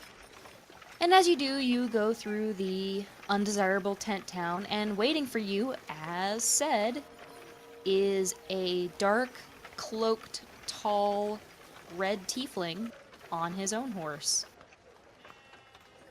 Oh man. this party has become like, I don't know, 20% cooler by weight. We have more tieflings now.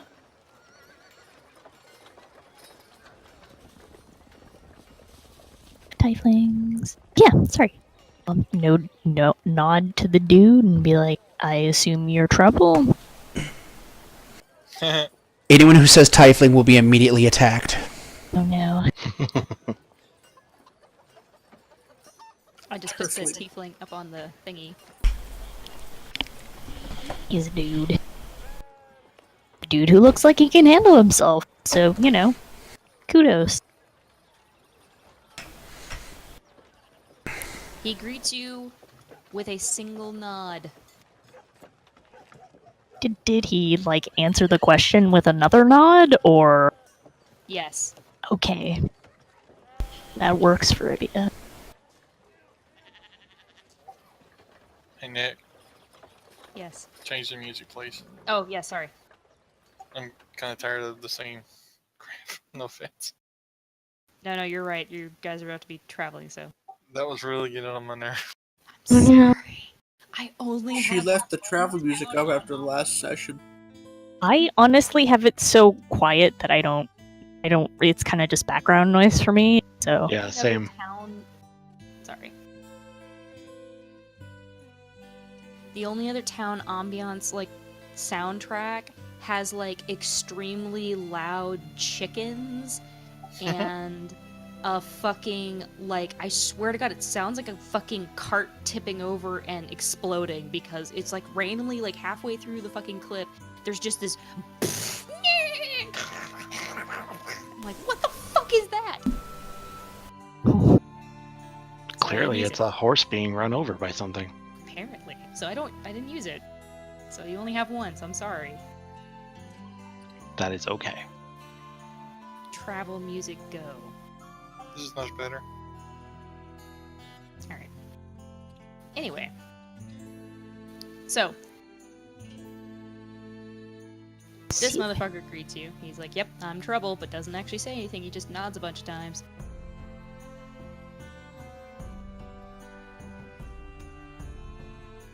Nod, nod, nod.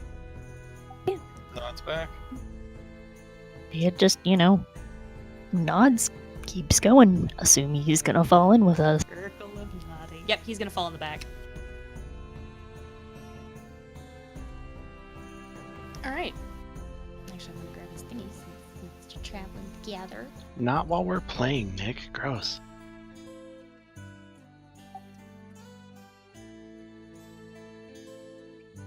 Alrighty. So, you're walking along, or not walking, you're riding. And I'm assuming as soon as you clear the tent, you guys are gonna break into a run, gallop. Yes. Not really. That's not. I mean, that's It'd be not how like- you travel with horses, unless it's like actively an emergency right now. I mean, there's a town actively being... Yes, but if you run horses like that all day, you're going to kill the horse. Yeah. Did you know that if you run if you get horses, like run them like that for a certain amount of time, their lungs will start bleeding. They'll die. Yes, I'm aware. Okay. Yeah. This is also a fantasy world where I was going to allow you to run the horse all day without bringing that up. I mean, Since you we're not brought it gonna up, dilly dally, but we're also, we're gonna go. we're gonna say Kind you're of do a moving at canter 60 sort of feet. thing. We're gonna assume you're moving at 60 feet at a good clip, but the horse itself is only doing like a light trot. Okay. These horses can move at 50 feet. Sure. You said it was about a day's away. We travel for a day.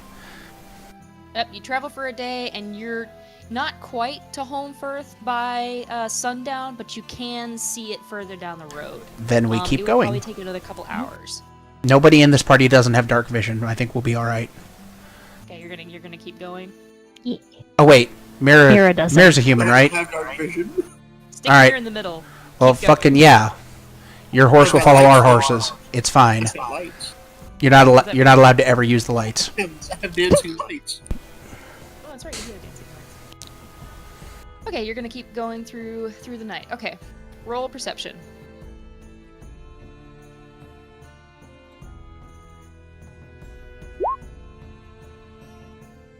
Damn. RMC's all. See everything? I see basically nothing. I can see the hair standing up on the back of your necks.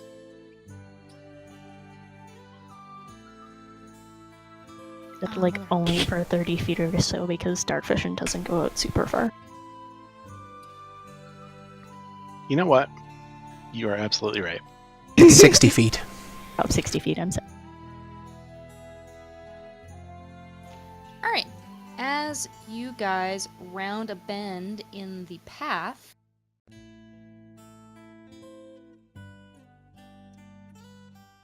Oh no.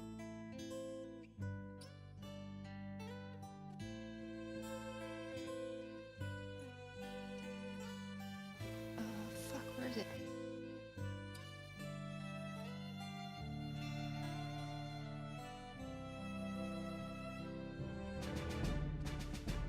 Alright, as you guys round the bend in the path, you spy a broken down cart. Looks like a merchant's cart.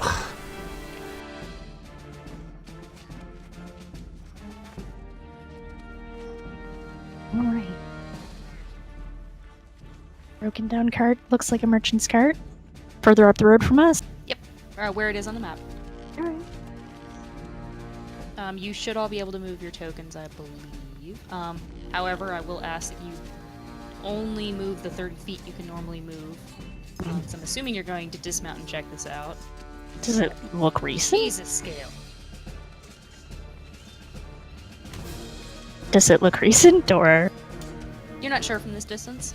I'm gonna go ahead and cast Mage Armor, just in case.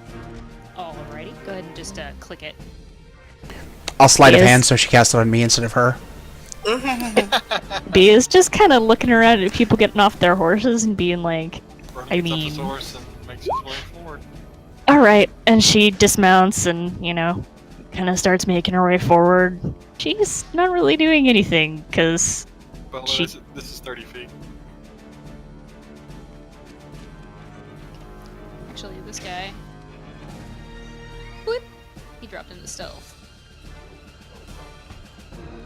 Abia, like, is literally saying out loud at this point, is there something I'm not seeing here, guys? I mean, I see There's a cart cart up there. ahead. I see a cart up there, but it's a cart. It's not gonna kill us. If you're having trouble moving your token, make sure you've got the select thing on the bar over on the side on the pointer.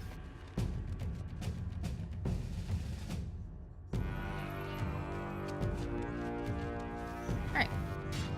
So as you move closer, go ahead and roll me another perception. Ooh, I'm screwed.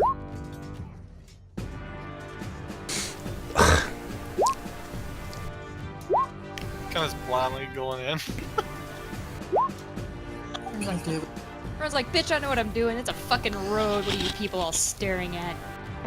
Jaharim, you hear some rustling in the bushes on the opposite side. So, over here. Okay. You Turn. hear some rustling. You know that trouble went into stealth on the opposite side of the path from you. So it's not him. Charm says, everyone, keep on your guard. There's something near the cart in the bushes. Okay, at this point, Abia pulls out her sword. Rona pulls out his giant Good call, because battle axe. Mara pulls out her hands. pull out my hands.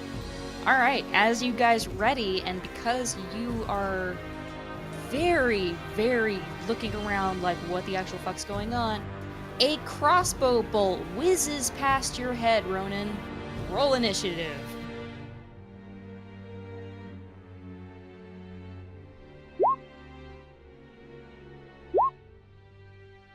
Look at that, I turned it on.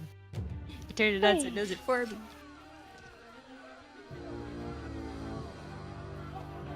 Forgot where initiative was, so never found it out. It's been so long since we hit something.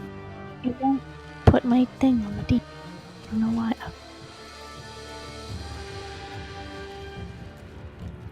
Because you didn't roll initiative.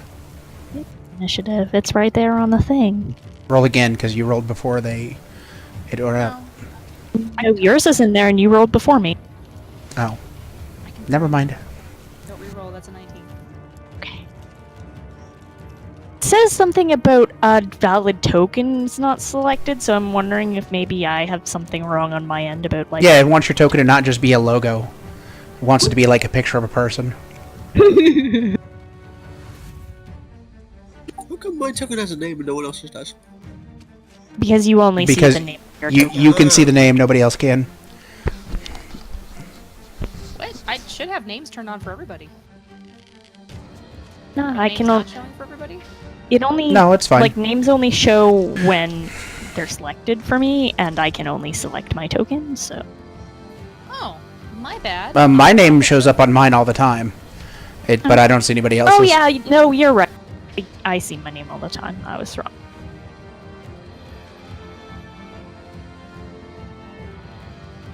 See, I rolled troubles and I didn't put him in the thing either, which is really annoying. Okay. We'll have to figure it out. We'll take a look at it later. Okay. And then these fuckers.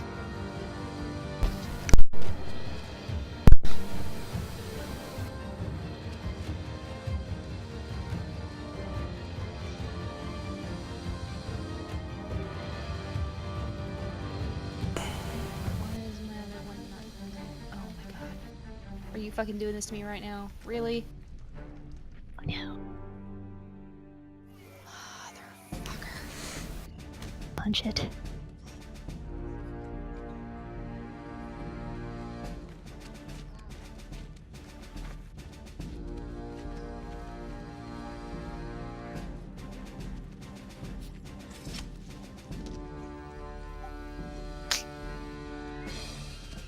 Okay. It wouldn't let me select my last dude. Pissing me off. Rude. Alright. Dude who shot a crossbow at you has had his turn, so Ibia, you're up. Alright. Do I use roll at these dudes, Dylan? from- I see zeros for everybody who. Yeah. Yeah, everyone else only sees zeros, unfortunately. Only I can apparently see the actual initiative number, which is really dumb. Okay. Well, I can see the initiative for the people for who the sidebar actually worked for, but everybody else shows up 0. Yeah. Yeah, I'm Yeah. gonna. The crossbow bolt came from me. That's why I'm picking. Okay, I'm gonna make my way over here with a sword, and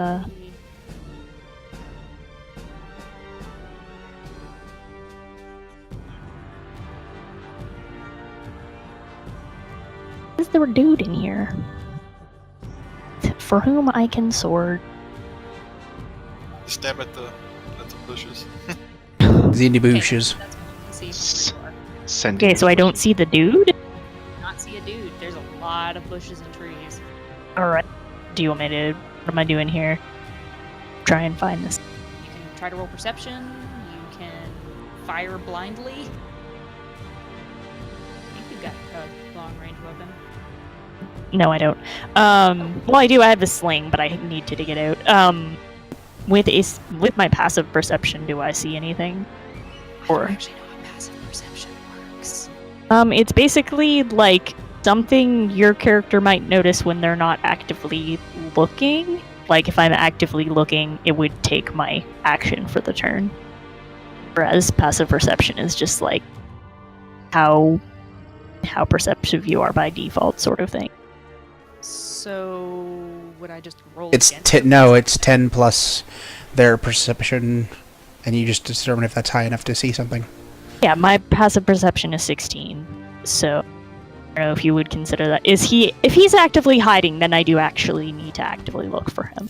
Yes, he is actively hiding. What do I roll against a? It is perception to roll against a stealth check. Is okay. You can't find them. There's just so Alright. much brush. Okay. Well, I stomped over here because this is where I saw the thing from, and I will mention that it was over in this direction the bolt came from. Brandishing your sword, like, get out of here, you cowards! No, she's not actually talking to them. She's talking back. She's to her party. She's saying it came from over here. And yeah, that's it.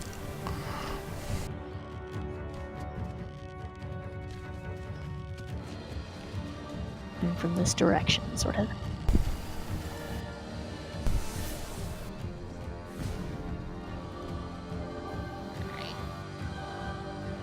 How are you guys doing that line? If you go to the ruler selection Oh, okay, I on see. the doohickey, it lets you measure the distance.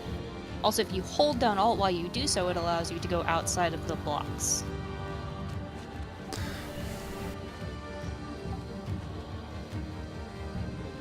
And now everybody has their ruler. Quit screwing around. We're trying to kill things. This fair. Oh no, battle beast. She's not hearing that? No, I've heard it before. It's just Yeah, it's been playing since we got here. He's going to... I'll actually roll this on the screen since he isn't in PC. Who is fighting with you?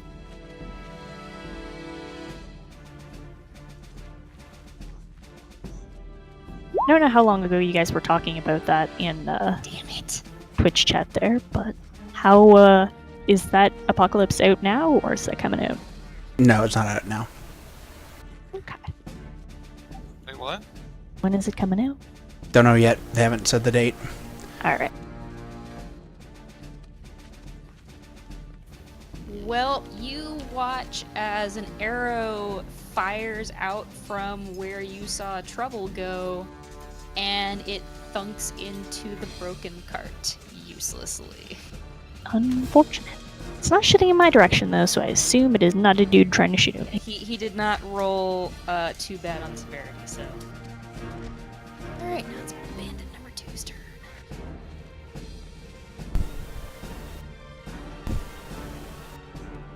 Not that I figure you guys don't know what this is, so I don't care. Wow, they're really bad aim. Another crossbow bolt fires from the same area, Ibia. Misses you, misses Ronan, fires off into the forest. You Okay. guys are having very bad rolls. Maybe because an angry ASMR just charged at him with a sword. Possibly. Alright, Ronan. Wait, was the arrow by EBN, was that directly in front of her, or was Yeah. that? It came from here. Give me a exact spot. This direction.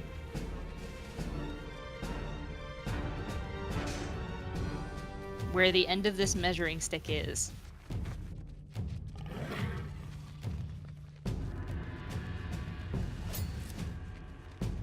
For the record, I'm going to actually ping it because you can see it now.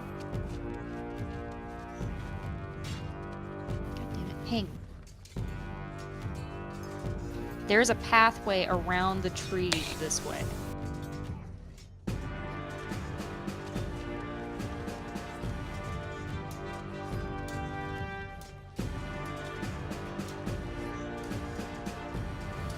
And if you want to try to roll stealth with disadvantage.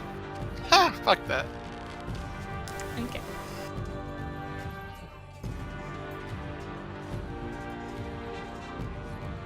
Just throw your great axe into the bush. What could go wrong? Can I roll intimidation to yell at them to threaten them? Absolutely. Because you still have a free action, so. Okay, I'm gonna yell at them. And apparently not be very intimidating at all. You great bastards! What the fuck do you think you're doing? They're like, God fucking hell, it's a fucking drunk dwarf. Alright, Vera.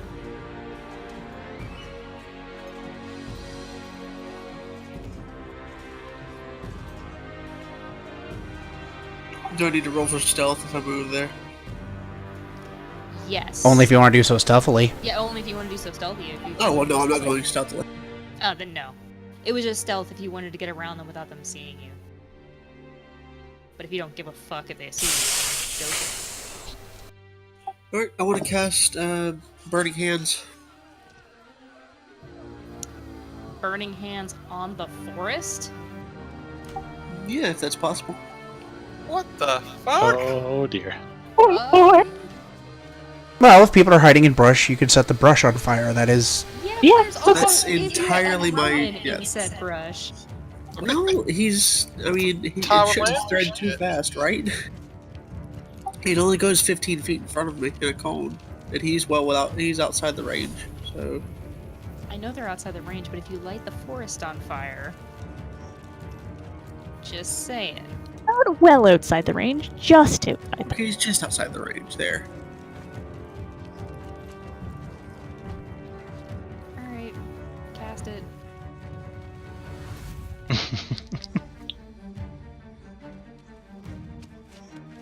Actually, I need to get my percentage die out. Oh no, I need to open your thingy. What is it? Nothing. Don't worry about it.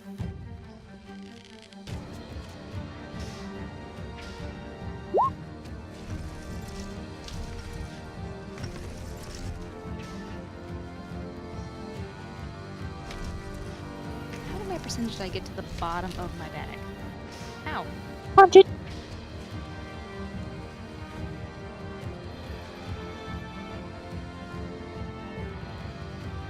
All my d8s. All my d10s. Here we go. Okay. As you hold your hands, so 15 feet.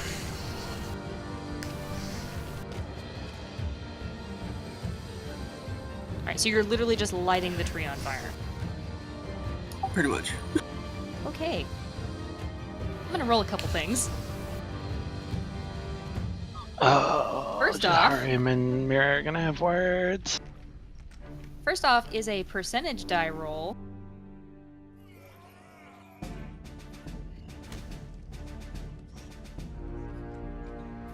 Alright, first is a percentage die roll. As you cast Burning Hands, you successfully cast it. You lit that tree on fire. That tree is now very much on fire. Also, around you, kind of just in your peripheral vision, you see illusionary butterflies fluttering about you. No one else can see them, only you. Have fun with that. Oh boy.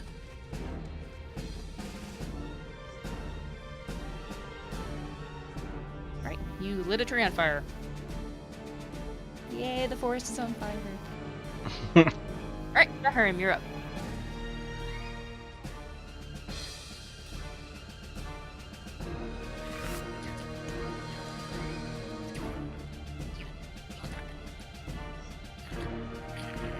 Jaharim is going to get his crossbow ready, but since he possibly can't see anything yet, I don't know, can I possibly roll something to see if I can see anybody? Yeah, you can roll perception. Okay.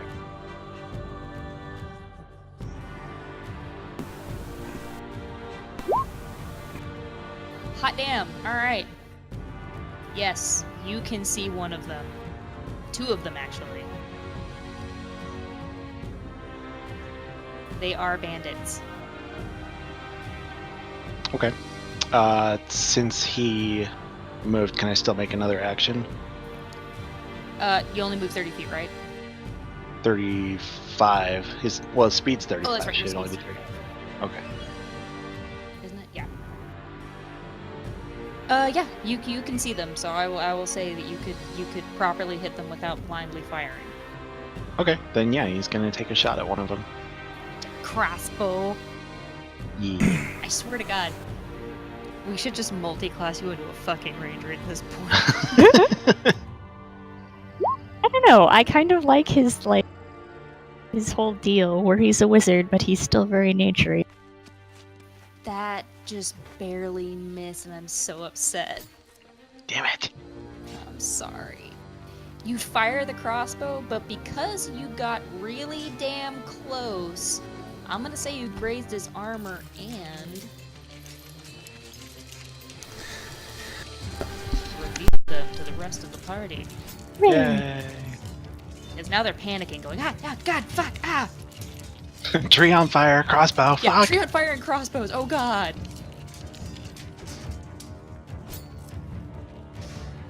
And that tree is very much still on fire. In fact,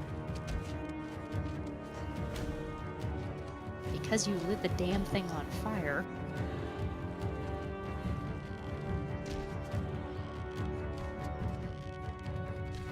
I mean, go ahead with whatever you're doing. I'll find it here in a second.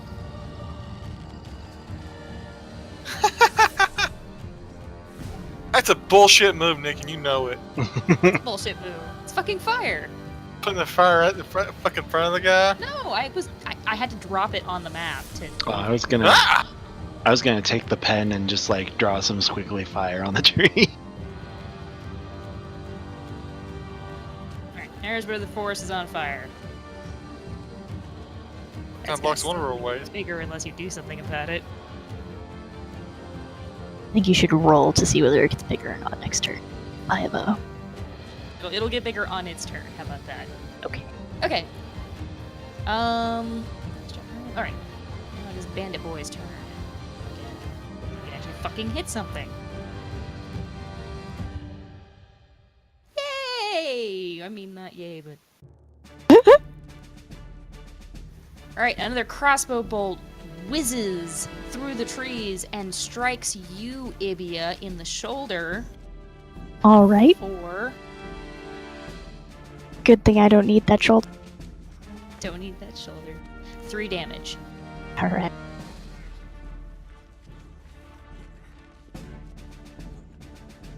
Scale, you're up. Although I'm pretty sure there's still, like, you know, an artery running through the shoulder, so... Probably. That's a good question, though. Like, that artery brings blood to the arm, and the arm's not there anymore. Does that... I want to ask, like, some sort of medical person that now. Find out. Sorry, that's off topic. Go ahead.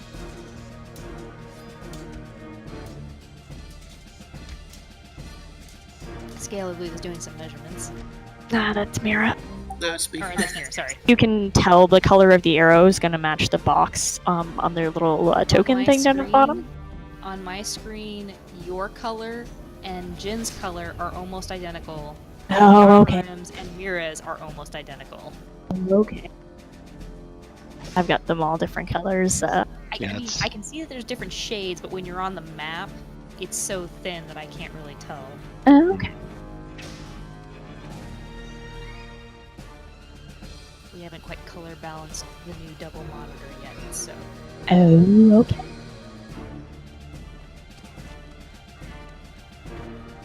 So actually the fire looks a bit green to me right now, too. Feast, are you muted by chance, or? Maybe. Okay, cool. That's cool, we'll just keep talking until... Fuck. I wasn't saying much though, because honestly, I don't think I have a lot of options of anything to do.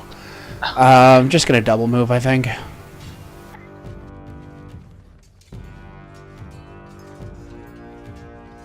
Move up next to Trouble, whisper sweet nothings in his ear. Yeah. Be like, hey, there's a tiefling over here. You should shoot him. Well, he already fucked up his damn stealth attack, so... I'm good. Alright.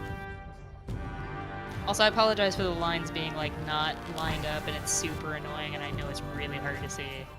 That's fun. It actually doesn't bother me. It does, because I said something. Alright. No, it's fine. Bandit number... Fuck off. Question. OC. Answer. Is this brush right here where we're standing by, is that impenetrable? Can we, like... No, you can walk through it. It's a tree. They've been shooting through it, so I'm imagining you Yeah, can they've get been through it. shooting so- Yeah, no, you can walk through it. It was just, you know, difficult to see through, that's all. Okay, let's see. Alright. Another guy you can't see, so there's more dudes. Fires a crossbow bolt at you again, Ibia, because you're the tallest. Well, I think you're the tallest and you're the one who came at them first, so... Yeah.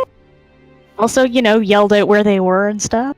Yeah, he's gonna fire a crossbow bolt at you, but it only grazes your bum arm for 1 damage. Bum arm. She has an arm on her butt. Yes. No. That arm has no home. Her little, like, arm stub. Arm stub. Anyway, back up to the other bandit guy. Are you gonna be able to hit anything this time? No! That's it. This D20 is going back in the bag. Alright, another crossbow bolt whizzes past Ronan's ear. Doesn't hit you, though. Just imagine if that was Jaharim, he'd be missing an ear. Clips it. Ooh, new earring hole. Maybe it's your turn. Okay. I am gonna move my butt. Oh, that's not the thing I wanted. Move my butt over here. And, hit this guy with a sword. Alright, since you crossed the, lovely...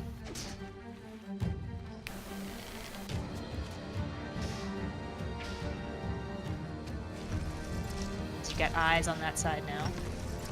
Hit with weapon. Hit with weapon. Hit him. For fuck's sake. No, Just- that's not quite high enough. Yeah, I know. I don't think I've actually hit anything with my sword yet this campaign. Yes, you did. Did I? You hit Once. one thing, and then, like, for the rest of the time, it was, like, just one short. Yeah. Alright, you go to stab him with your rapier, and he, like, somehow this motherfucker just dances away from your blade. He Neo's under your stab. He was the fucking, yeah. I mean, that's Trouble. generally how sword fights work. You try not to get stabbed. What's trouble gonna do? What are you gonna try to do, motherfucker? You can actually fucking hit anything this time with your goddamn shit? No. So much anger. Finally.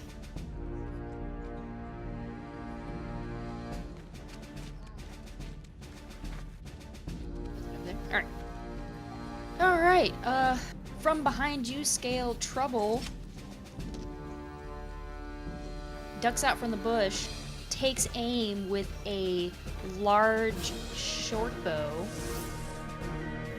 with a tipped arrow and shoots the gentleman standing next to the guy next to Ibia, since Ibia seems to be competently distracting him. Fab. No, other guy. This one. Okay, shoot that motherfucker for 7 damage.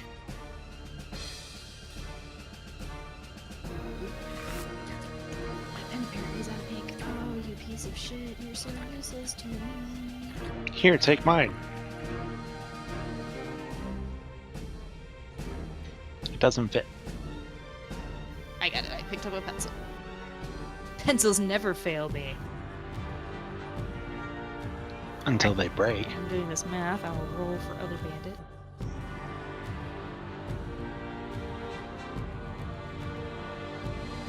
Alright.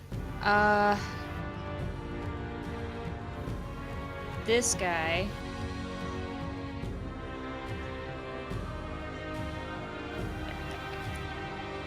That guy fires a crossbow bolt at Jaharim now, as he can see you.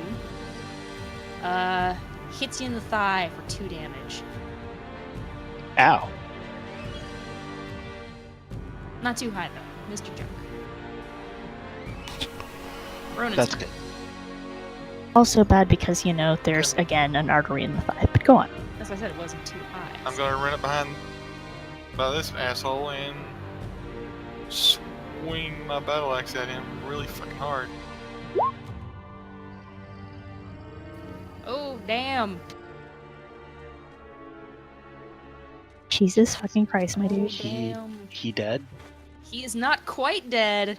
He doesn't feel real good, though. He collapses to one knee, groaning. There's blood everywhere. You're right, you're right. A bit. Bit of sting, yes. It'd be kind of neat if we get like target specific body parts, because I would totally slash at his like leg to cut it off or something. You have a raging inferno in front of you, Mira, and it is now your turn. Alright,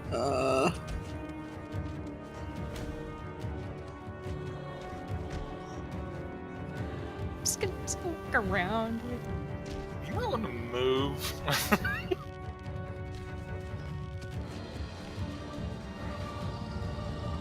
she's gonna have some toasty buns. Yeah. We go. Yeah, like you see what I'm saying, right? 10 here, and then 20 there. Yeah. Yeah, you can walk around it. Or actually, no, right here. Yeah. It's very on fire, but you can walk around it.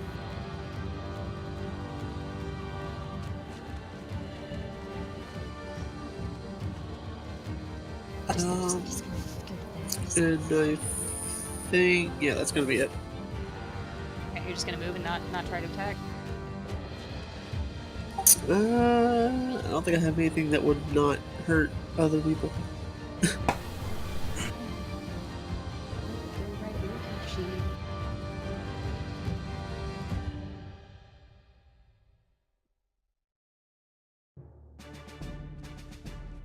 Actually, Just move. So I have a solution for the fire, I think. Depends on the DM's call, though. But I will wait until my turn. Okay. Alright, that's all you're gonna do then. Back to Jaharim. Meteor swarm. Do it. Bring the fires, kill us all. He is looking at the fire kind of cautiously, but he decides that maybe they need to take care of their bandit problem first.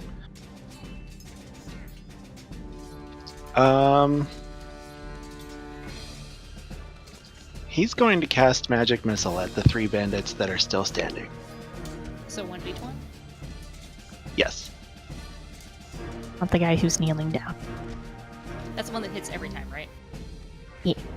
Yeah. Okay. I think if you click it once, it rolls it for 1 dart. I think is how I set it up for you. Let's see. It should actually be in your attacks section with your equipment.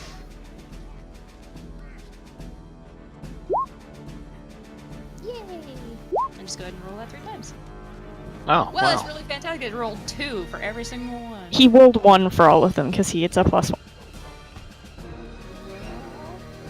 That's awful. I'm sorry, dude. Just for just to roll it one more time. I want to see if maybe I broke it when I was doing that.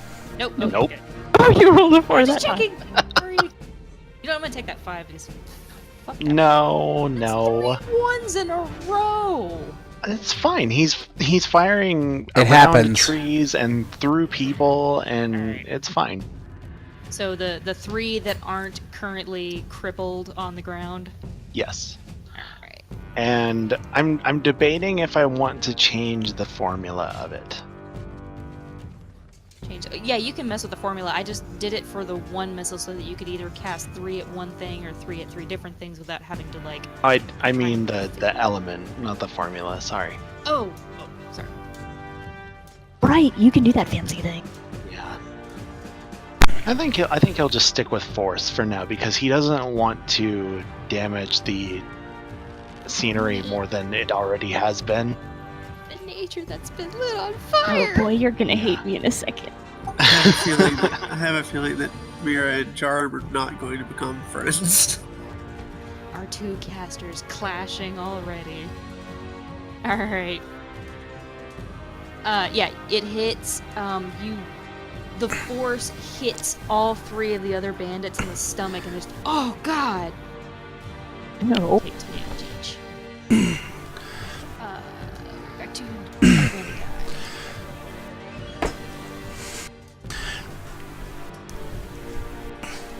Damn it. Alright,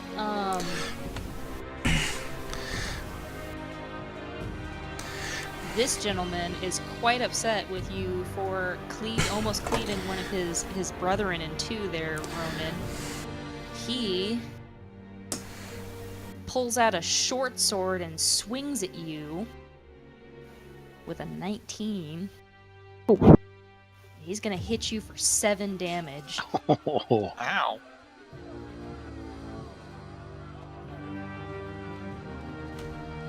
How dare you, dwarf! As he smacks you. Excuse?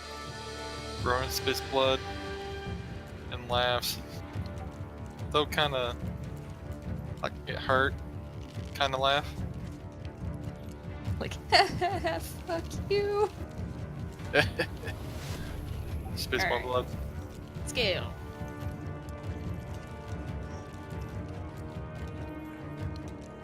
I think you're muted again. No, I just ain't talking. Oh no.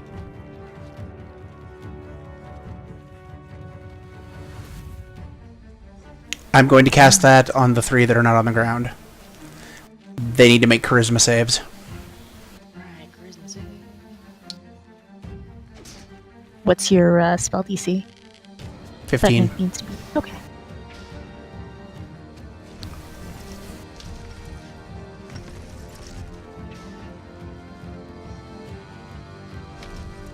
Oh, nice. Oh, damn. None of them passed. Excellent. Well, enjoy that minus to hit on everything. And saving throws. Is that disadvantage then?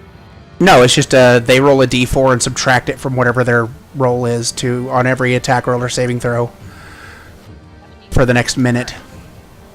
I have a d4 now. All right. Okay.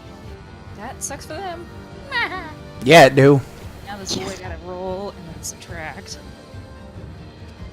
Such math.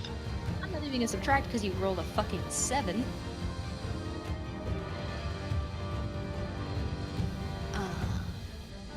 So he did, last gentleman, not happy about you casting shit at him. He tries to shoot you with a crossbow bolt and shoots the cart again. Indeed. Pew! I can do other bandit.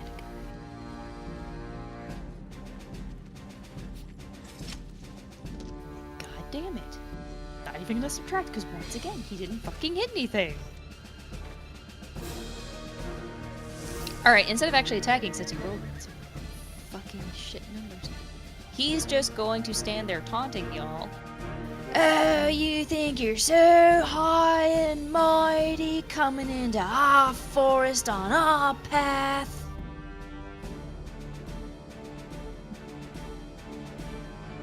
Oh my god. Back to you, Ivia. He's like, you shot at us, you fuckhead. Also, Via's going to cast a spell, hold up her sword, and probably say something like, Celestian, guide my blade or something fancy like that. She's, casting Thunderous Smite. Which doesn't actually do anything until I hit something, technically. But, she's probably got, something, I don't know, some indication of power happening probably went there. Is that a bonus action or is that a full action? Bonus action. Okay, A so lot of my spells are bonus actions, actually. Yeah, so you can do them and still make an attack. Finally fucking hit something. Excellent. Yay! Or are you hitting, Nice. hitting one... Oh, shit, I actually guy meant to is- step over here, sorry, and hit this Okay. guy. Nope, I was just checking. And I'm also Dark cloak guy or brown pants guy? the guy most southerly, the guy on the bottom there. The double Yes. double token. Yeah, I see. So yeah, I hit him, and when I hit him, also a really, this is a very forceful sonic boom happening here. As it, Does he it explode? Do you it blow his actually- flesh apart? can Do you be heard shower for- blood everywhere? No. But, well, I mean, if I actually kill him, that's the DM's call, obviously. But this sends out a sonic boom for, or it can be heard for up to 300 feet. So it's pretty forceful, and I am hoping, this is your call, obviously, but I'm hoping that that could be enough force to put out the fire. Or at least to, discourage. Thunder is audible. And this guy also has to make a saving throw. Or be prone. Fucking thrown 10 feet back, too. Well, Jesus He Christ. doesn't need to make that saving throw because he's dead. Oh, okay. So his corpse will land right about here. Yeah, his corpse goes flying for a bit. I'm gonna say he only goes about 5 feet because he's dead weight. Holy shit. Hold on 1 second. Well, that was an impressive first time I actually do anything paladin-y in combat. Yeah, seriously. I have a new wonderful graphic for just this occasion. Oh boy. And I have a proper red Death X now. Oh man. Fancy. Alright, so he dead. His buddy is staring at that corpse going, And I also your judgment call on the fire there as to whether or not that boom does anything to the fire. It just says it's thunderous noise. It's not like wind or it's not a force thing. It only affects objects up to a certain point. The noise is what's heard up Fair to enough. 200 meters. So the actual force is only felt within like 10 or 15 feet. So Yeah, unfortunately, I'm gonna say yeah. Unfortunately, it doesn't say it's like force that you hear or feel. Okay. So, unfortunately, no. There are spells that absolutely do that, though. Yeah, no I'll worries. say this one's not one of them. Alright. Alright. That guy's super dead. Mira, you don't need to, like, worry about people getting in your way. You can shoot around your comrades. There's especially with magic. Not if it's area of She doesn't effect. have any No, spells. Oh, okay. Well, your character can yell at us in character to get the fuck out of the way. Also, you've been like Oh, really not sketchy about what now, it is that because you you're in do. the So way. you're fucking Like- setting the force on fire. I mean, Jesus. Fuck this forest. How would that work? I mean, I can't tell KTL to get out of the way now, can I? 'Cause no, what I'm saying is before this came up, you could have said, "Hey, here's what I do," so you guys could be aware of that. But you could yell at us to get back now, and you could do, we could, attack, back off, and then you could cast a spell your next turn. That's what I'm saying. Okay. Yeah, I'll give you a free action to, like, tell them that you need space to perform a spell. Yeah, I believe talking on your turn is a free action anyway. Alright, Trouble's gonna shoot dude who is next to y'all, who black cloak boy. Okay. Shot him in the butt for 2 damage.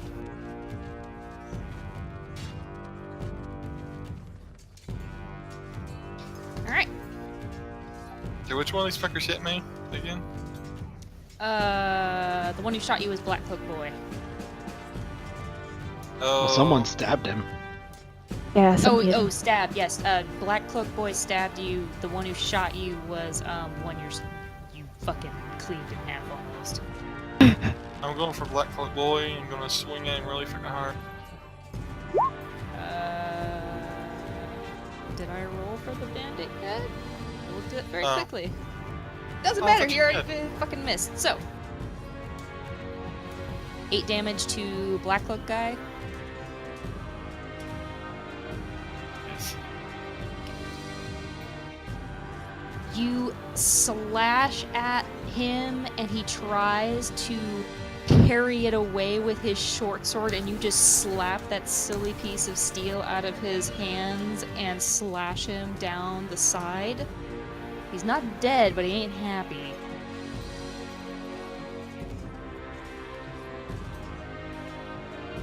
Alright, Mira. Alright, I'm gonna move right. I'm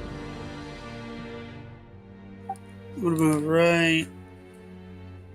Was it here? Yeah, right here. And I'm gonna tell Ibia to step back. Alright.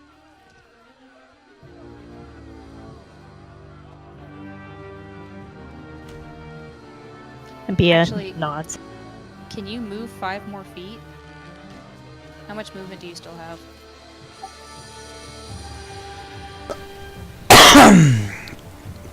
who are you asking? I'm asking Mira. What I'm trying to do, I could move 5 feet, but what I'm trying to do requires me to be in this exact spot. Also, you could hold the rest of you can hold your turn pending when I move. That is a thing. Yeah, you can hold action. Yeah. So you're gonna ready Okay, action. well I guess I'll just hold the. You asked if you to move, or you get out of my way and hold action. All right, Jaharim.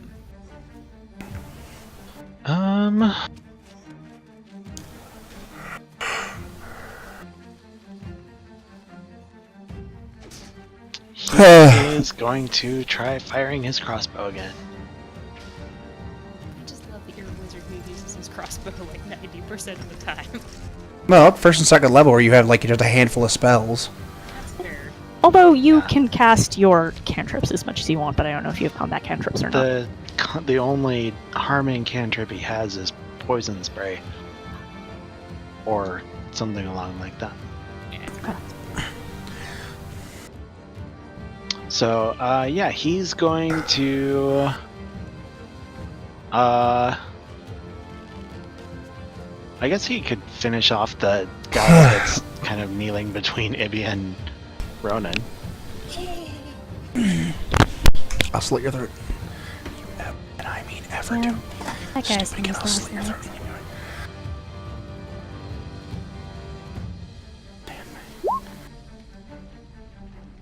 Oh no. That doesn't quite hit, but because that's still a grazing blow, I'm going to say he falls over from blood loss at this point. Oh He no. had 1 health, so I'm going to say he is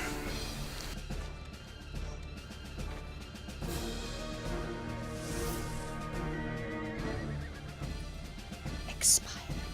Okay. Alright. He was fucking kneeling on the ground half dead, or most of it. I will give it to you. Alright. Bandit leaderboard. Do you roll? Are you gonna roll like shit too? Yes, you are, you useless piece of cock. He manages to right his short sword in his hand, and he tries to take a swing at you, Ronan, and you just duck out of the way. No problem. Scale.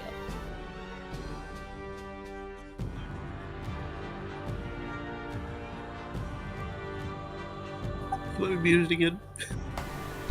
What? Oh. No, I'm fine.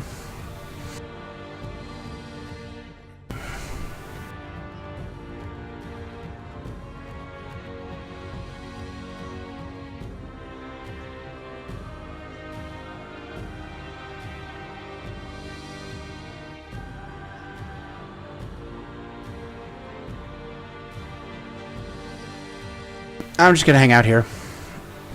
You readying action, or you're literally just standing there?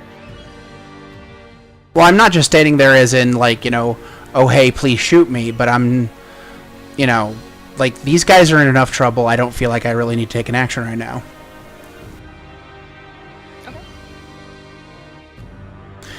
I mean, I'll hold an action in the sense that if, like, dudeness there, like, just turns right and hauls ass back this way, I will interpose and put the Grabbus on him, but other than that... Hey. Sounds good.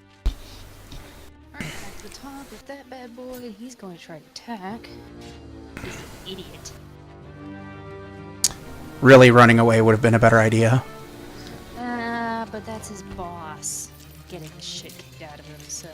Yeah, his boss is stupid, though. He could work for me. Could probably put that question to him. He's gonna move Nah. up the big scary ASMR, and he's gonna try to stab you. And you laugh in his face as he trips and falls flat on his face with a nat 1. Oh boy. It was my spell that did that, just so you know. Ibia, your turn. Alright, the cloak guy. I'm assuming the guy that's right next to me is prone and will not be able to Yeah, he's make prone. an attack. Okay, Knocked him so I'm gonna attack the cloak. I can cloak boy. All right.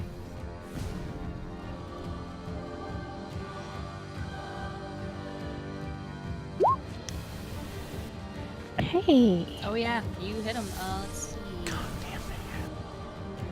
for 11 damage.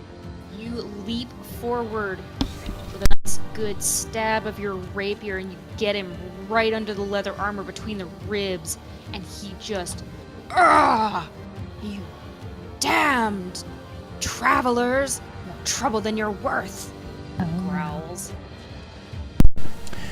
That would have been a good thing to realize about 10 minutes ago. What's that? That you guys are more trouble than you're worth. Oh, Yeah, oh, for they- them. Okay, They yes. fucking shot at us. This is their fault. Yeah, and gonna be like, I mean, if you want to surrender, go for. Does he say anything? He used his free action to say the one thing, so. Well, I know you can. Talking is a free action, so he can do whatever. Go ahead. Does he have anything to say about surrendering? He's just growling at you, holding his side, bleeding. All right. They get an attack of opportunity on me, except for the prone guy, because he's prone. So that guy gets an attack of opportunity as I move out of the way. But as per Mira's request, I'm moving. No, because you fucking shanked his ass. I'm gonna say he doesn't have the wherewithal to fucking stab you while you're moving away. Alright. I ain't gonna complain about that. Mira. I just, logically believe- in my head, it just doesn't sound like he'd fucking have the wherewithal to stab you. Fair enough. Mira, I believe your action was held for just this opportunity. Yes, your held action may be used now. Yeah, and now I'm not wanting to do that. I had another idea. Well, fine then. Sorry. So I went to try and charm Black Cloak Boy. you would cast it, and then I would roll whatever it says I need to roll.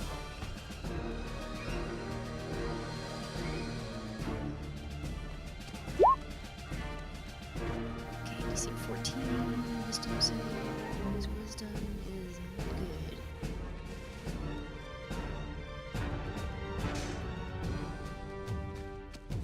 Oh, it gets to throw with advantage. I should throw both die. Alright. Are we still within your Bane time limit scale? Yeah, we haven't had 10 rounds yet, so. Alright. D4. There's a 1. Nope. He succeeded with a modified 18 with your Bane. Good for him. He remains uncharmed. That's a hard one to use on intelligent creatures. At least at this level, but Should just start their fire. might come in useful if they roll, low. Yeah, I should have. That's okay. Alright, so we are to Trouble. Trouble is going to move. It's 30 feet.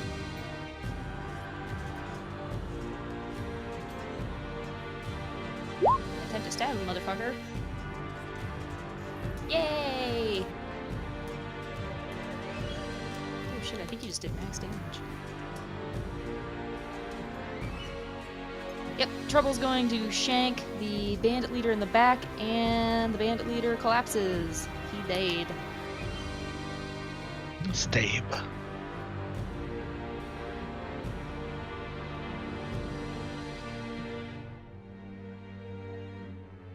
Alright.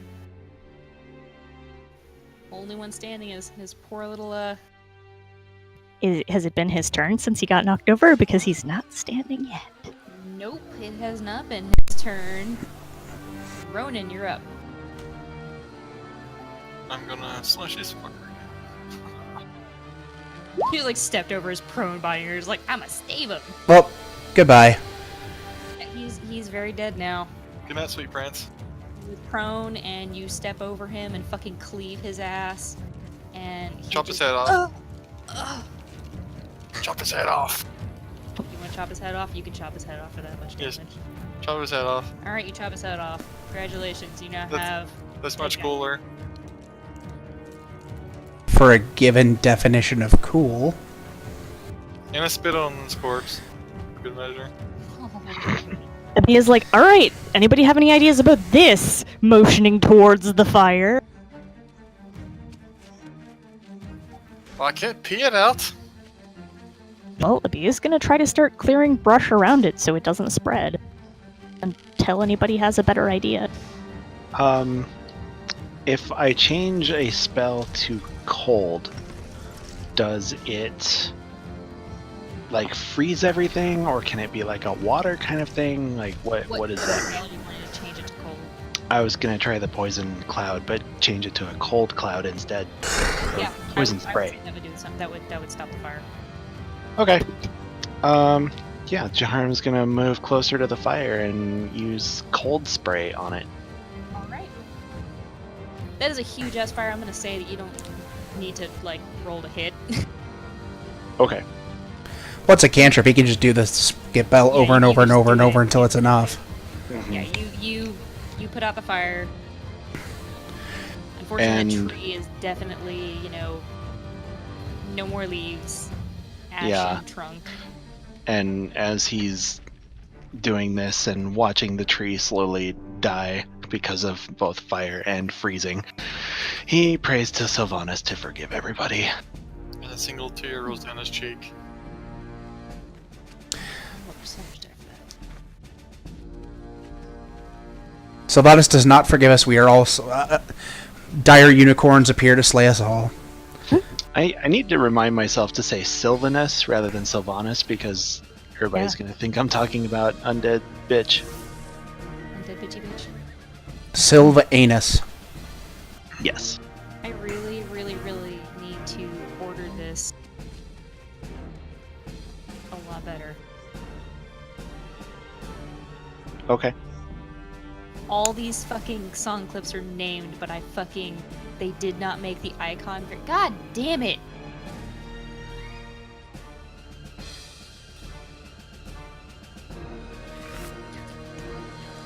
These guys have anything cool on them? If Roll20 doesn't stop crashing every time I fucking open a menu, I'm going to stab it. Stab it.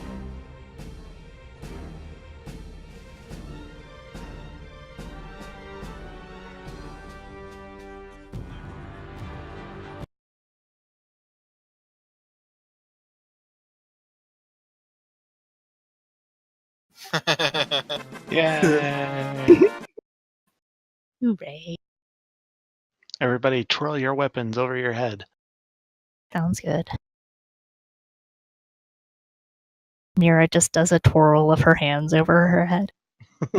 Strikes she like can- a saber pose. I have daggers. She can do the Tifa and put her hands behind her butt and just stretch her chest out. Yeah, make her boobs look super huge. Alright, I apologize for fucking crashing again. Alright. So you moited some bandits. Alrighty. He's gonna go back and make sure the horses didn't freak out and run off. They're actually far enough back that they apparently have seen some shit because they didn't fucking move an inch. I actually did roll for them and they were like, yeah, no, whatever. They're like, yeah, shit's on fire. Oh, whatever." sneak question. Is that cart just part of the map, or... The cart looks like it was set up as a prop to lure someone to come and check it out. And no, it's not just part of the map. I put that there. It is an actual cart. Oh, fair enough. It looks like a merchant's cart, a really old merchant's cart. Like, if you had actually managed to investigate this before the bandits had attacked you, you would have realized this was a trap. Hmm. Apparently we assumed it was a trap anyway. Because very high perception. Woohoo. Time to start digging through corpses. Alright, picking through corpses. roll me investigation, I think.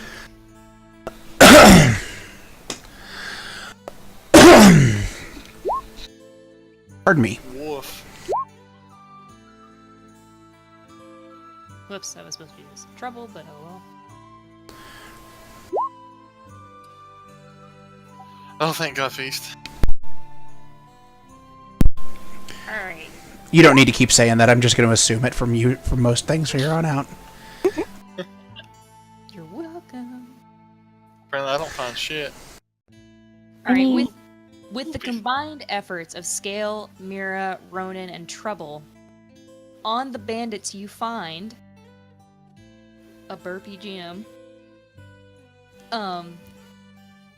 You find 3 iron daggers, 2 light crossbows, 1 iron short sword, and 17 crossbow bolts. Oi, Jerry, I got something for you. None of these guys had any money on them? I'm getting there. I was letting you write that shit down. Oh. Jahariam walks over and says, "Yes, what is it?" He shows you the bolts. Oh, excellent. Thank you. Going to roll a d6. Well, who's writing this stuff down? I wasn't. Sounds like you are. I will list those again. I'll give you a second to open it, and I will list those again. Where's our party? Okay.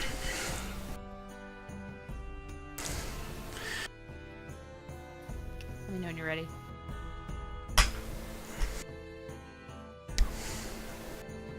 Okay. Alright, it was 3 iron daggers, 2 light crossbows, 1 iron short sword, and 17 crossbow bolts, which you gave to Jahar. Short sword, you said? In addition, you find 4 dried rations, and 50 feet of hempen rope, and 55 gold total. It's 11 gold apiece. Was that 50 foot of hempen rope? Yes.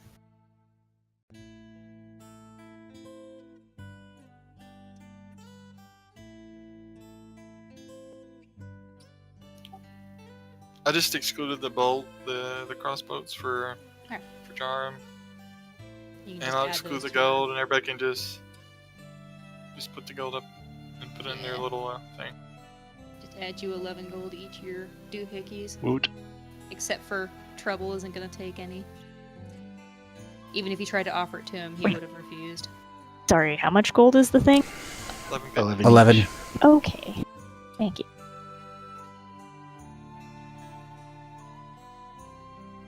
Actually, Trouble's going to roll a little perception. Actually, I'll just roll the fucking...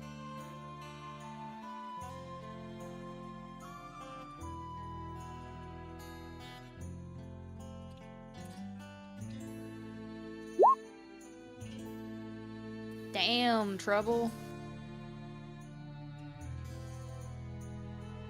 Holy shit. Trouble is going to wander on over here.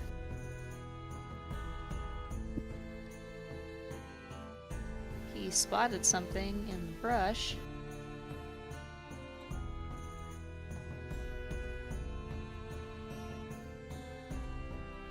Killed. 18 more were injured. It was horrific, but I urge you, don't lose hope. Because America is finally beginning to see a decrease Over in senseless gun violence. Debates. Oh, It's inspiring. video. Over 3 months ago, the Deep, shooting in Las raspy Vegas voice left that doesn't 15 sound people oft dead. used. We've still had no changes to federal Alright, gun well, laws. Abby is gonna Lockstock restrictions. make her way back down there from being at the horses. Okay.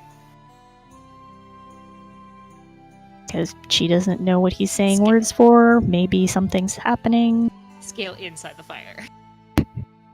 It's the bandits' camp. Could be. And while they didn't have a lot of shit on them, Apparently they had a lot of shit in their camp. Roll me some quick investigation checks just to see what you get. Okay.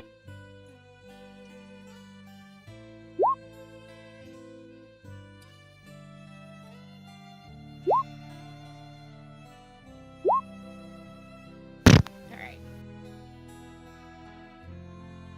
With your combined efforts, get ready to write a lot of shit unless you want me to just copy and paste this in.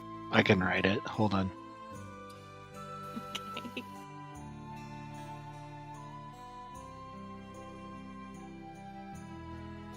I will read these very slowly. I'm a fast typer. Go ahead.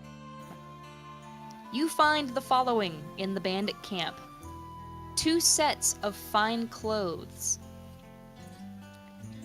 a gold necklace with a moonstone pendant,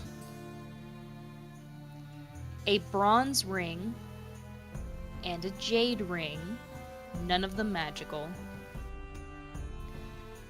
You find a woman's comb with small songbird engravings, a silk handkerchief with a single tear and embroidered with a large blue letter N, as in Nancy, a fancy case that was wrapped in brown paper and stamped with a merchant's seal, and if you choose to open it, which I'm going to assume you do, Good assumption. it is a set of beautiful quills made from iridescent purple feathers. Like writing quills? It's a full set. Yes, I've read Like an ink set, Yeah. writing set, okay. Yep. Okay. A scroll case with 4 blank parchment. Wait, say that one more time. A scroll case with 4 blank pieces of parchment in it.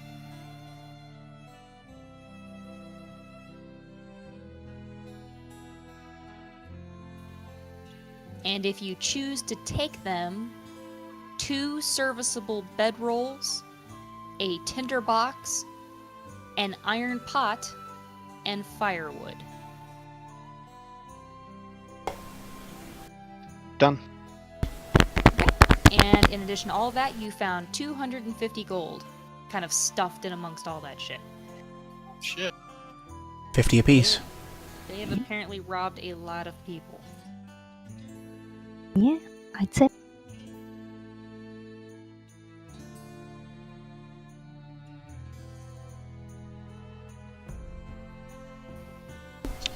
One addition to this is not something you need to write down.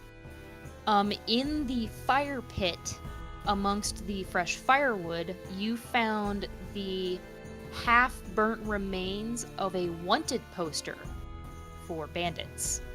Huh. Basically, the only thing you can read on it is basically just enough to glean that apparently there was some bandit trouble and they had put up some wanted signs, and it looks like the bandits tore them all down and burned them. Does the part of saying where to turn the, like, who issued the reward, is that still on the piece of paper that's left? It's not a reward, it's literally like warning there are bandits in this forest. Oh, gotcha. So it was like a warning to travelers, and they went around and took them all down and burnt them. Okay. Sweet. To lure people into their traps. Nyeh.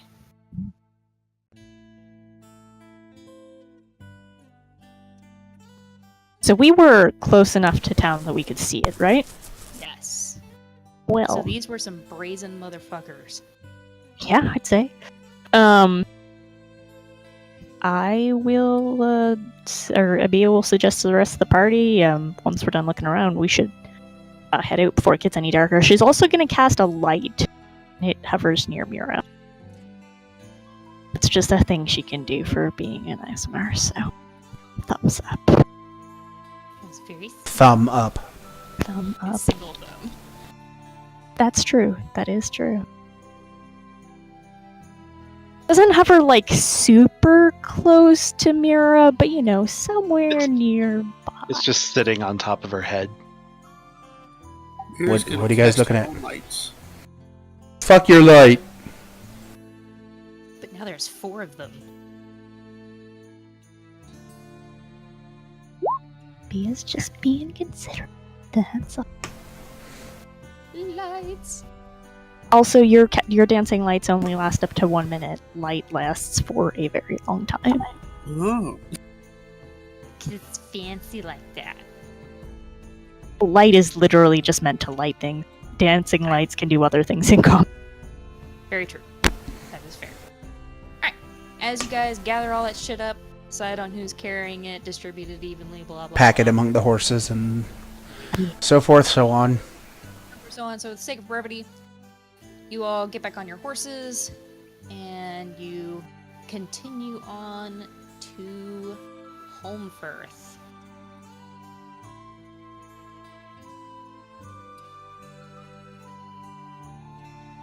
Birth. First. So, out of curiosity, is this town walled or anything? No, it's not. As you approach, there's kind of like the roughshod fences of a town that's used to peacetime. It's a relatively new-ish looking town. It looks like maybe this was one of those towns that cropped up along the new road to connect the 2 countries after the peacetime shit. Yeah. It's a pretty quiet town. There's a small tavern inn that you can see from the entrance that you've come in. There's a blacksmith that's closing up shop. Or closed up shop, I should say, because it's quite late now. But it looks more or less normal. Oh, yeah. Yeah, it looks pretty normal. It doesn't look like it's been, ravened by undead or bandits or anything. Nope. Okay. Fucking not. Alright then. Actually, as you walk into town, there is a job posting board, and on it is one of the intact, beware of bandits on the roads things. Okay. So it looks like the only thing is the tavern. So there's not even guards posted in this town, even though they're worried about bandits, or None you can see right now. fair enough. If it's just a small town that supports a farming community, they probably wouldn't even have guards. Fair enough. Yes. A small town like this, you're lucky if you have a sheriff. Fair Yes. enough. As far as you can tell, this kind of looks like a collection of some local, oh my god, my brain. Like a blacksmith, a carpenter, some leather workers, maybe a farmer's market cropped up, and then a tavern inn just kind of cropped up because people want to drink beer when they're off shift, so... Fair enough. Normally, a town like this, if you see guards on something, that's Floyd and Trevor, who are guarding that no. because they have to. Local militia sort of thing. Yeah. Yeah. Or at least a constable, maybe, or something. I don't know. Like I said, I mean, it might not have a constable. It probably does, but it might not. As far as you know, maybe because it's such a sleepy little town, they're only on duty during the day. This may be fucking Mayberry for all we know. As long as we're close enough to the tavern that there's light and stuff, Abia will dismiss her light. And yeah. Okay. You remembered what? What to do in town. Oh. You can do it when you get back. Oh, sleeping potion. Probably Probably not a thing available in Holmfirth, unfortunately. won't be available in Holmfirth, but sleeping potions. Yeah, I was thinking of if we ever do anything where we have to stealth in somewhere, we could I could reverse pickpocket them into people's pockets or something. There's 2 of us that cast sleep spells, so I think we're good on that angle. And I have Fog Cloud. Do that too. Cause mass chaos. Yeah. Bia's gonna look for somewhere around the inn to hitch up her horse, I guess. Yeah, there's some hitching posts. Okay. It's pretty obvious that this is like a farming town. So there's some hitching posts. There's a small communal trough for the horses to have some water. Is the inn big enough to actually have a stable, or is it just... No, there is no stable. Okay. But there is, like I said, a communal trough, some hitching Well, posts. tie up the horse to where it can get some water. Nice. Hey. Yeah, Bia's gonna do that. You know, take off the saddle and stuff, just leave the blanket on there. It's actually a pretty warm night, so you don't think the horses are going to be too upset. That'd be alright. And, yeah, and leave them some food and head inside. Jaharim follows suit. Seems like it was reminding me of like an old west type town. Yeah, yeah. Well, they were frontier towns, and this is... This is not a frontier, though. Yes, no. I just kind of get those vibes. Yeah. This isn't a frontier, but it's, you know, it's a place that is kind of out in the middle of nowhere, sort of thing. Yeah, alright. You guys walk into the tavern. It's not hugely bustling, because it is very late now. You almost think they might actually be about to close up shop from the drinking crowd soon. Of the few people that are in here, you see a pair of farmers that are still, finishing off their last drink before final call. The bartender kind of looks you guys up and down like, The fuck are you "Okay, guys doing out here? different." Yeah? Considering Mira's the only human in this party and she is super dramatic looking? Yeah. Question. Dramatic looking. Are any of us like mortally wounded? I know I got hit pretty hard. That would be your call. I know how much health you lost, so that's up to you if you've got blood seeping or. Should have bandaged that shit, yo. Yeah, if Ronan mentions his wound at all, Ibia will offer to tend to it. Jaharim casts mending and puts a piece of wood in his arm's place. He is like, why? You No, don't because need to Kuykendahl do works.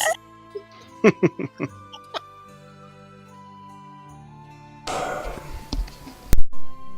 Anyway, Anyway,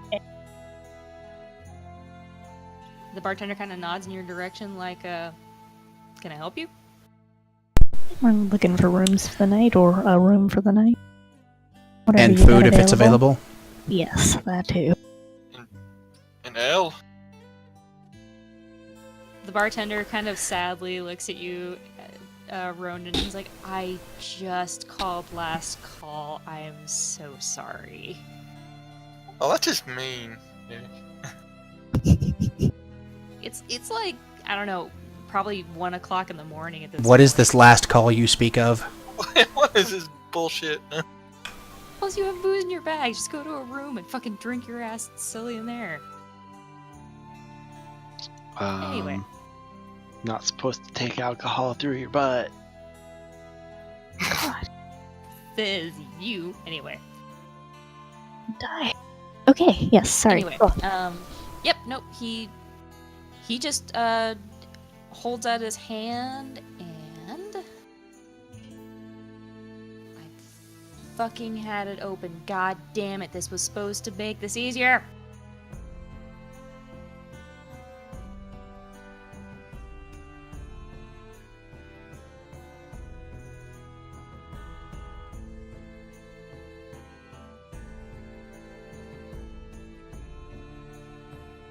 Going to stab babies if this doesn't stop closing. Whoa.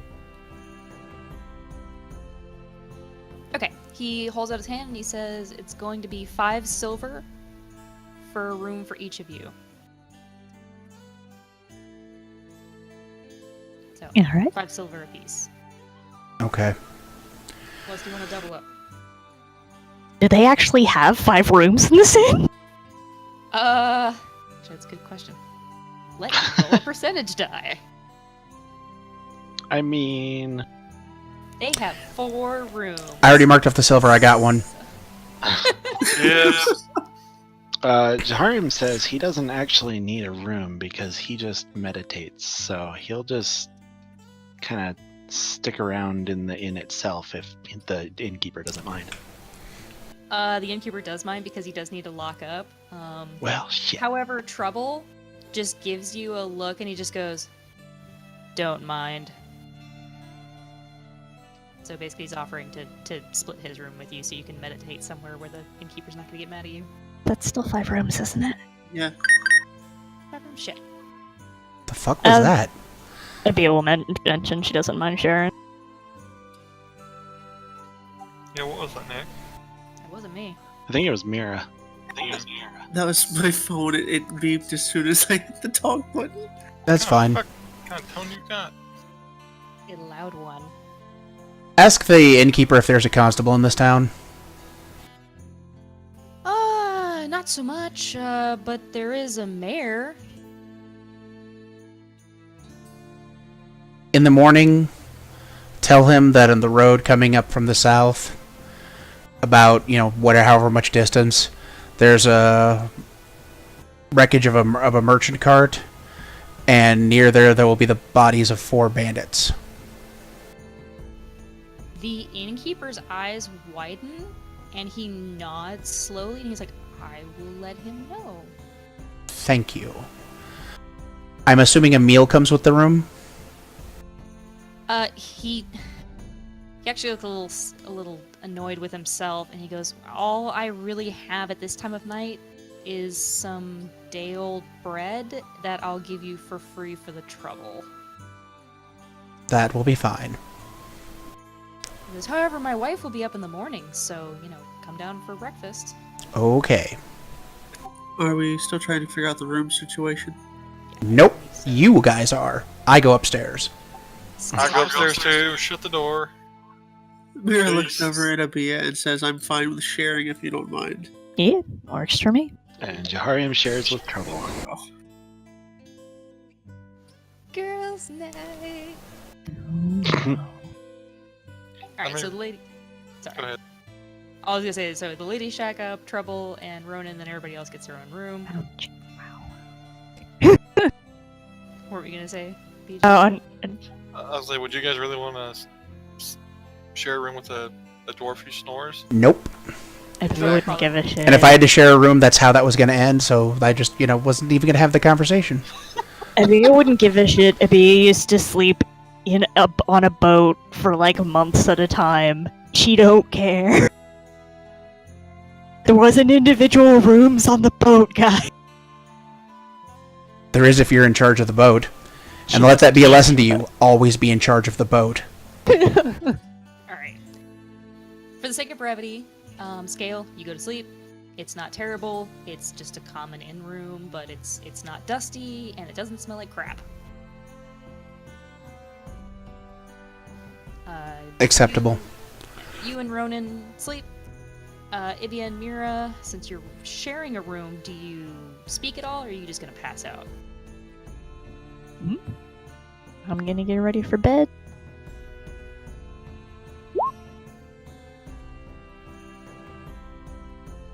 Pillow fight with the one-armed paladin. I'll tie one arm behind my back. Listen, she kills people pretty well with one arm, so I think she can pillow fight with one arm. I mean, I really wouldn't do that because she'll just end up, burning the inn down. Holy Smite with a pillow is still going to do some damage. Yeah. You just need to hit with a melee attack. It doesn't need to be something deadly. I'm not actually going to Holy Smite you, don't worry. It's like, please. Holy smell with a pillow, that's amazing. I can just see doing another Thunder Smite with a pillow, and it just explodes into 1,000 feathers. Yeah, no. Oh god. Yep, you know what? While she's getting ready for bed, is gonna, kind of nod over at Mira and say, "So, kind of started traveling us kind of suddenly. Where you come from?" Not that, the whole group of them didn't start traveling together rather suddenly, but shh. Yes.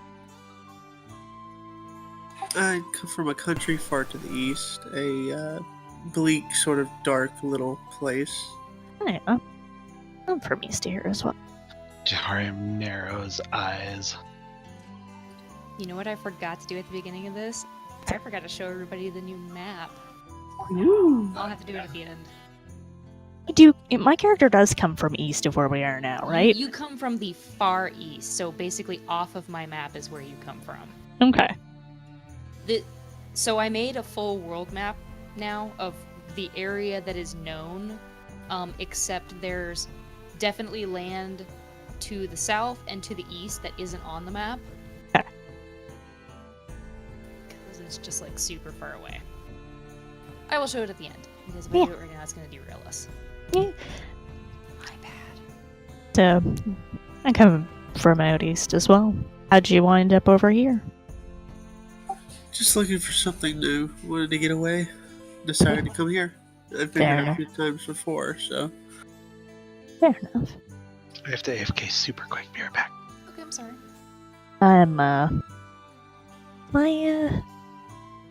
There was an accident with my ship, so. I mean, she kind of nods to the arm. She's like, really get anybody else to take me on. But, it's just as well. And some other stuff to take care of. She just kinda. It's like, alright, have a good night. Night. Snugs down. Snugs. Snugs. So you all pass out. Wait for Mark to come back. Okay. Probably should have talked longer then. Yeah. It's okay. Also, full disclosure to make the room sharing extra awkward, Bia probably doesn't give a shit about being naked. Myra wouldn't care. Fair enough. I was like, whatever, tits out. Listen, all I know is Mira's extremely gay. I didn't know if that would be, like, embarrassing for her or something. She'd probably oogle a little too long. The what? Enough to be awkward. Mira's character is very, very gay. We covered that last session. Did we? Yeah, She only when she was recognized talking. Marks. Yeah, the dude that she talked to down in the information place. She was like, the yeah, one no. just got pickpocket. She was like, yeah, I'm not into dudes. You're barking up the wrong tree, sort of. No, She didn't no, say no, so in no, so many No, words. that wasn't Mira. That was Faust that said that. No, we you we haven't covered Mira's at all. Yeah, I don't remember that having come up at all. Mira, I Mira seem had to remember said- he was making vaguely flirty comments, and she was like, "No, I'm not interested." No, And no. Mira was like, yeah, You no. have that entirely backwards. Mira was Oh. flirting with him, Oh, and he was okay. like, "I'm not interested." My bad. I thought it No, was she really- wasn't farting. She just said she wasn't interested in him specifically. Oh. That doesn't mean Well, she okay. wasn't I wasn't saying you were actually flirting. You were just being flirty because you pretty much are that way with everybody. to be fair, Yeah. Faust is kind of always flirting is kind of always turned on. So it's easy to mistake if he's trying to get in your pants or if he just wants info. My bad. I thought I had been the other way around. I'm back. Sorry. Not worry.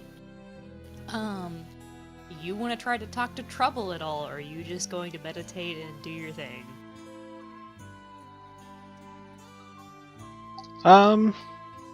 Just as they're going up to their room, he'll just kind of carefully ask, "So, I heard you're coming to help find a friend, is that correct?" Trouble nods sharply, not upset, just like a mm-hmm.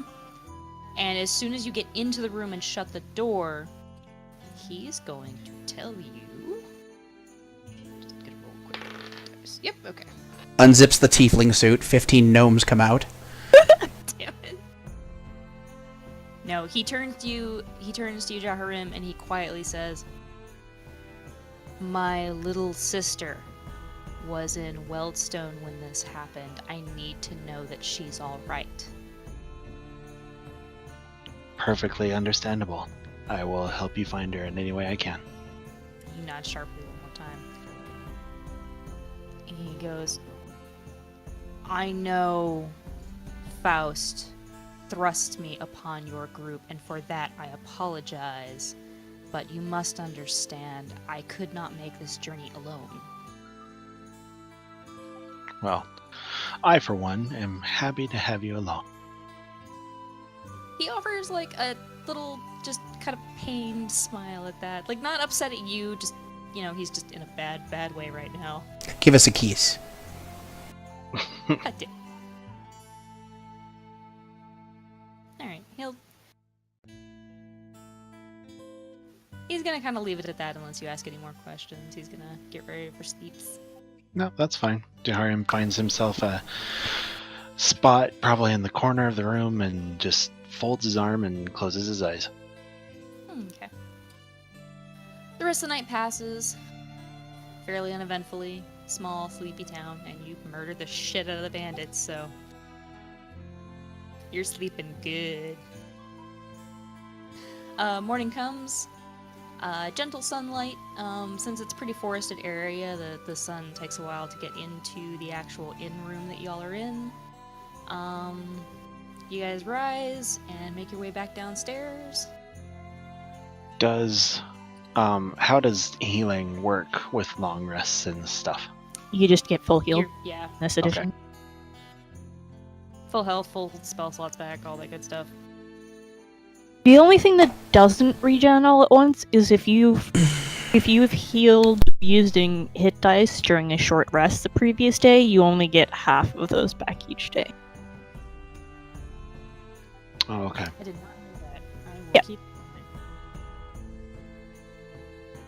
Okay, so you guys all trek downstairs, and the innkeeper greets you heartily, and his wife pokes her head out from the back, and she goes, "Oh, are these the ones who came in late, hon?" Oh, adorable. And he says, "Aye, woman, they're gonna need some food." And she kind of swats him playfully with a dish towel and ducks into the back. You guys gonna take a seat? Yep. Yes. You all sit at the bar, since it's pretty empty this early in the morning. She comes back not too long later. She sets a plate of fresh slice of bread. And a some deep baked- fried badger. Damn it. And some baked turnips. They actually don't smell all that terrible for baked turnips. Well, if they're covered in brown sugar, I'm sure they're fine. Yeah. Nope. And also they give you a glass of water. So a glass of water, a nice piece of bread, and some baked turnips. Okay. I mean, you are out in the sticks. Yes, I know. Which is why I don't like coming out into the sticks. I would never turn at my nose at free food. Roll initiative. That's my line. Alright, you eat up. It's pretty tasty for, about out the sticks food. Water's clean, which is a plus.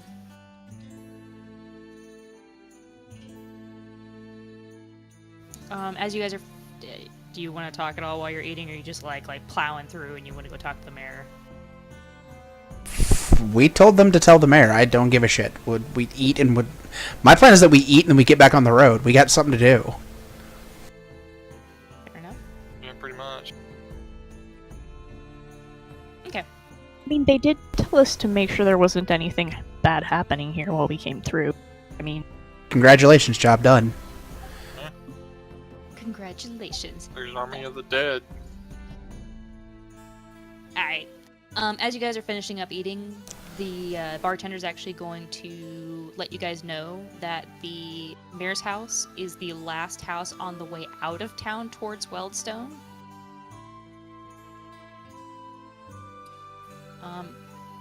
And as he tells you that, he's actually going to ask, So, what brought you through here, out of curiosity? Don't seem the type to come through a farming village. We're sent to investigate some trouble at the mine up north. He kind of stops at that, and he kind of looks at y'all, and he kind of looks around to kind of like make sure. I'm gonna roll perception real quick. Well, apparently there's no one else. God damn it, bartender. He kind of leans over the counter and he mutters to y'all, "It's them baddies, isn't it? Those curses upon Kellamvor." Pardon? He said, "Did I cut out?" No. That's what we're saying. That's what I'm saying in character here. Like, excuse me, what? Why? What have you heard? Because when we didn't hear, we saw.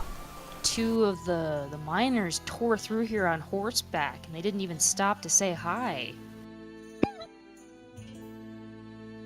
That's adorable. He's mad they didn't stop to say No, hi. he's not mad at the dwarves. He's actually, he was worried. He's Okay. like, they tore through here and didn't say anything. Yep. What makes you think it's some sort of curse? He said, was it the curses of Kellamvor? Which you can remember from in town. Undead are a curse on Kellamvor. Yeah. Yes, but what makes him think that? Since nobody's supposed to know it's undead is basically what I'm after here. Gotcha. Well, He leans in even closer and he lowers his voice because, this is some scary shit to be throwing around. So he says, well, some of the farmers from the north were muttering something about seeing bears that haven't been around for a while suddenly tromping back through their fields. And he How said long there was ago? just something off about them. how long ago is this, or how long ago did this start happening? About a week ago. You know bears, Hold on. So, you're saying these farmers are telling you that there were bears that they knew on sight. They were friends with these bears, if you will. And they hadn't been around for a while. And all of a sudden the bears were back. And that meant there had to be some sort of curse going on? No. He kind of dips his head like, no, that's not what I meant. No, you see, bears this time of year go north for sleeping and hibernating and all that junk. Skiing. And we had a culling. We put up a job board and some, gentlemen came through and they culled, several bears and they brought all the pelts to the mayor. So unless they lied to get the pay, those bears should be dead. Also, they brought pelts, and that would probably mean that the undead bears are skinned. I mean, just as an out-of-character comment. Well, Creepy skinned bear. we'll keep our eyes out for any dead bears.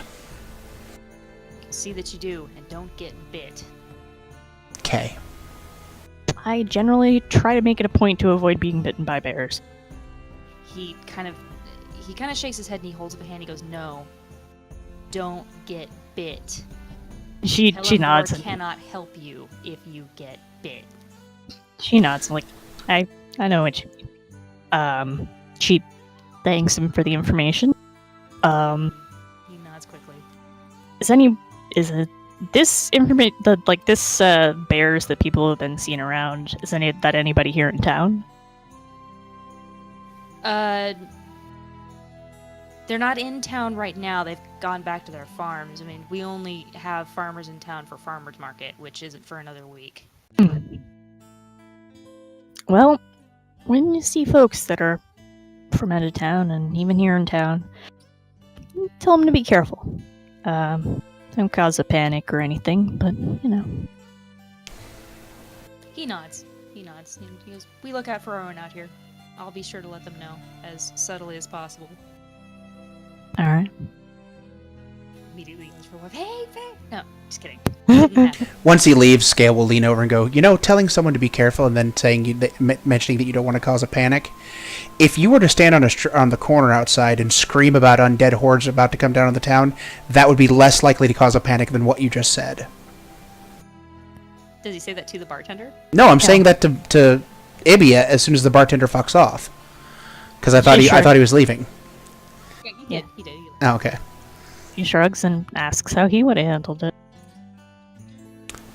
Like I did handle it, by not confirming or denying anything. Just let these people go about their lives. Alright.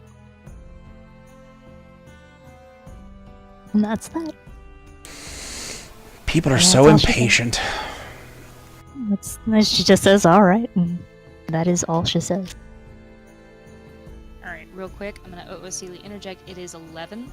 Okay. Do we want to continue for at least 15 minutes to go speak to the mayor and then leave and be on your way to Weldstone and then end it? Are we cool with going another half an hour to try and get to Weldstone? I'm down with whatever. I don't need to go anywhere. I think it more depends on folks who actually need to sleep. Who may... Who are being very quiet or not, therefore probably already sleeping. I say 15 minutes because my legs are killing me, so I'd love to lay down. Alright, we'll just finish up in Holmesfirth and then we'll pick back up with you guys on your way to Weldstone. Okay. Alright, so you don't have to pay, because like you said, breakfast is on the house for not having anything for y'all to eat proper last night. You guys make your way out of the tavern with all of your things, and you go ahead and pick up your horses, and they actually look like they've been fed. So you figure maybe they've got somebody who comes around and kind of does a little morning routine of... Shoves your horse full of turnips. But it looks like they've been fed, and they've been, brushed and taken care of. Huh, nice. Oh, saddle the horse back up. Okay, and then, for sake of brevity, you guys saddle all your horses up, you tack, all the good stuff. You lead them by the reins to the end of town, and you stop by the mayor's place, which actually doesn't look all that much nicer than the tavern did. It's just another, roughshod, half stone, upper half wood building, like, Sure. any other type building like that. He's sitting out on his porch, or at least who you assume is the mayor, because he's an older guy, gray hair, sitting in a rocking chair, kind of watching you guys. B will kind of, hail him, be like, morning. Morning. Give us a chance to all, trump up there so she's not yelling across whatever. Anybody else gonna say anything? I feel bad for talking all of the time. No, I'm just gonna keep my humongous piles of charisma in my pocket where they've been since the game started. Oh no. I used him a bunch in the beginning. To be fair, there's probably a couple people in the party that have enormous piles of charisma, including Ibia. Trouble is not one of them. I know, I was just being snotty for no good reason. Oh, okay. I have enormous piles of charisma because my spells use them. Yeah, same. You have a pair of enormous charismas. But Hey, I use those too. Yeah, Ibia kind of, tromps up to the gate, I guess, or, just like an open porch. Oh, okay. Tromps up there. It's, God, who asked us to check in here? Varus? Yeah, Varus did. Yeah. Shall I say, Varus asked us to check in here, make sure everything was alright while we were on our way north. Because he's a commoner. Yep, okay, cool. Varus. Oh, the merchant district manager. I gotcha. Yep, no. Been quiet around here. He kind of taps the tobacco in his pipe. She's gonna Go ahead. She's gonna, should introduce herself, ask the guy's name, because I forget if we got the mayor's name or not. She's gonna introduce herself. His name is Timothy, and he's a human. Alright. He doesn't seem to have any formal title other than Mayor Timothy. Pretty informal area for a, small farming town. Abia looks over at Skail, since he has opinions on what she's been telling people, so... Skail have words.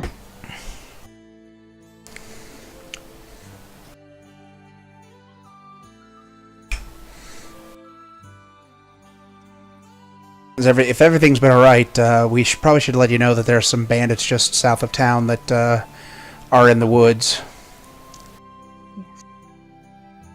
Yeah. Okay. And by in the woods, I mean they're dead and rotting in the woods.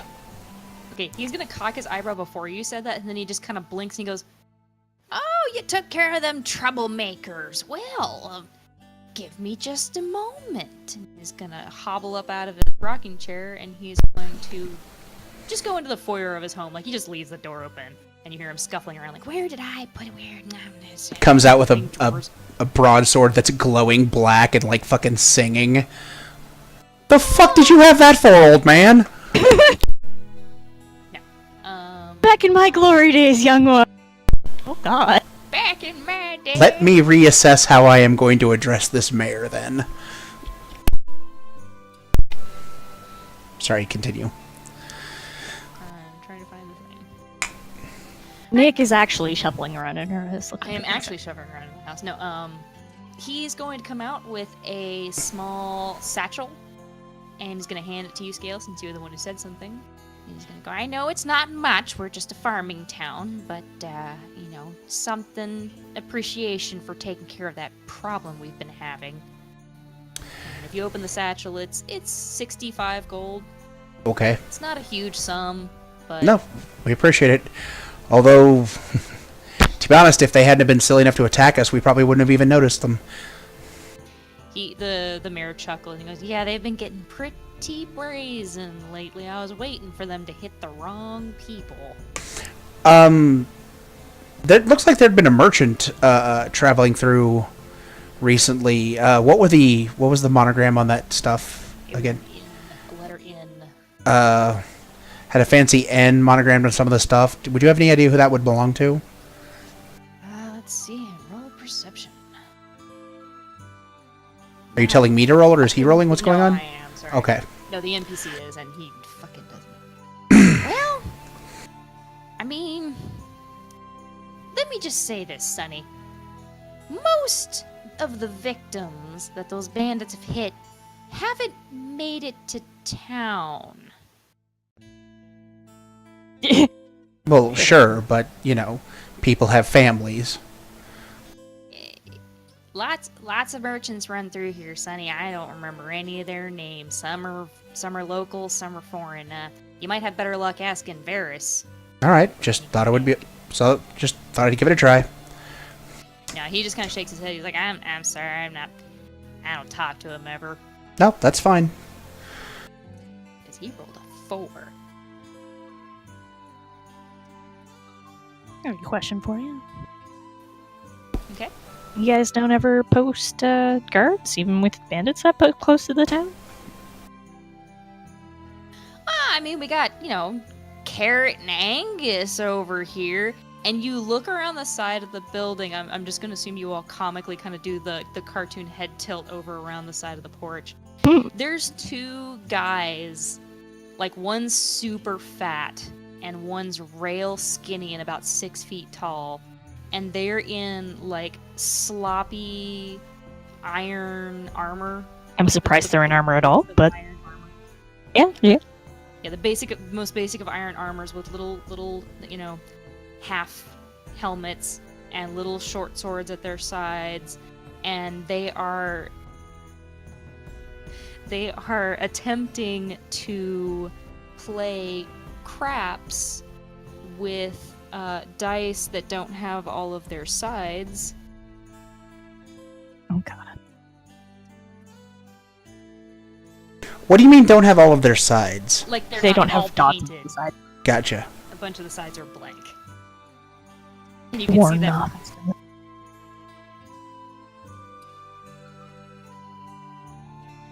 So those are the guards. Well, I mean, as long as they have eyes to see things. Don't need to be a, rocket scientist or anything.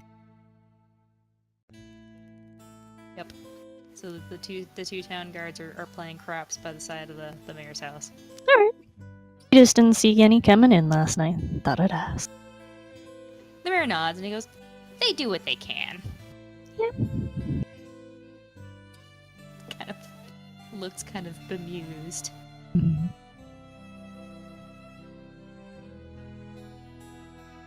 And he goes, "Well, anyway, you look like you're on your way. You got your horses all tacked up. I hope the boys weren't too rough with them." Everything seems in order. He nods and he bids you a good day. Alright. We've been dismissed! You've been dismissed. Get the fuck out my town. Okay. Alright, and that's where we will call it.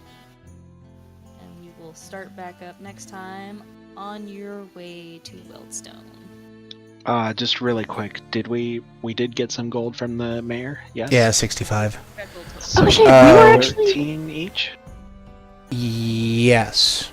Won't we have to leave our horses here and head north on foot? Wasn't that a thing? That was the plan. Mayor's not stopping you, though. Fair enough. I don't see why we should really leave our horses here. I mean, there's a road that goes from here to Weldstone. I There think is. probably the reason we were supposed to leave our horses here was so that they didn't get eaten by zombies, but I might be wrong about that. Of course, that gives us more opportunity to be eaten by zombies, so I don't know. It is entirely y'all's call if you leave the horses or if you take them with you. But you do remember being asked to leave them in Holmesfirth. I think we should leave him there. Yeah, say we leave him. Indeed. And I will reiterate, on horseback it will take you a day and a half to get to Weldstone. On foot, or sorry, it will take you a day to get to Weldstone on horseback. On foot it's going to take you 2. Oh, well, man! Yeah, that's fine. Okay. What? Okay. A couple people think it's fine. What do you... Everybody else? If that's what y'all want to do, then we can do that. Okay. Give the merch, or give the guy at the inn a couple of gold to look after our horses until we come back. He's just going to just put it back up on the tag. He goes, "Oh, that'll be fine." Okay. Just gonna feed our horses. They don't give a shit. It's a farming town. You don't know their life. Okay.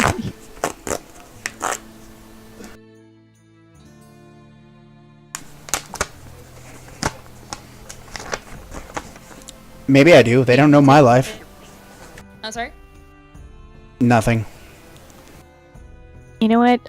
I'm gonna take a couple of gold off of my thing, and I'm gonna give those to him, and I'm gonna tell him, have some, give a couple pennies to some kids and get them to walk the horses every once in a while, because we're gonna be gone for a few days.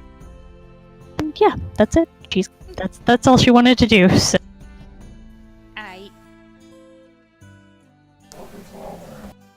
All right. Minor editing in 1 second.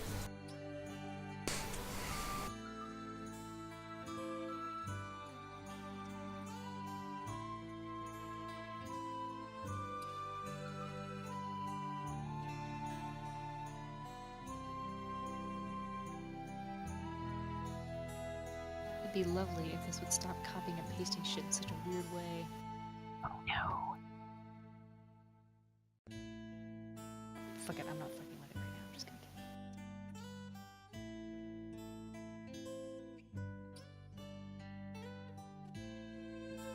it. Alright, there's the updated sources doc.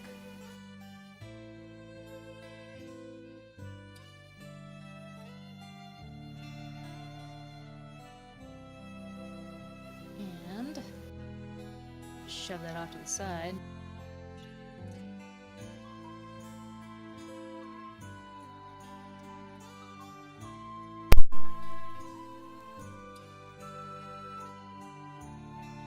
Ooh.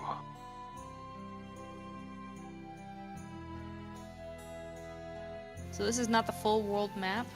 This is just kind of like a snapshot of the local kind of, not local, but the area of known space. Shit, someone's been busy. So, where the heck do I come from again?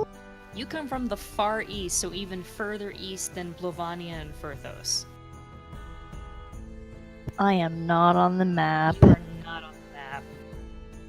Unless you want to be from that island nation, but It doesn't matter to me. You put me wherever you feel like I'm from.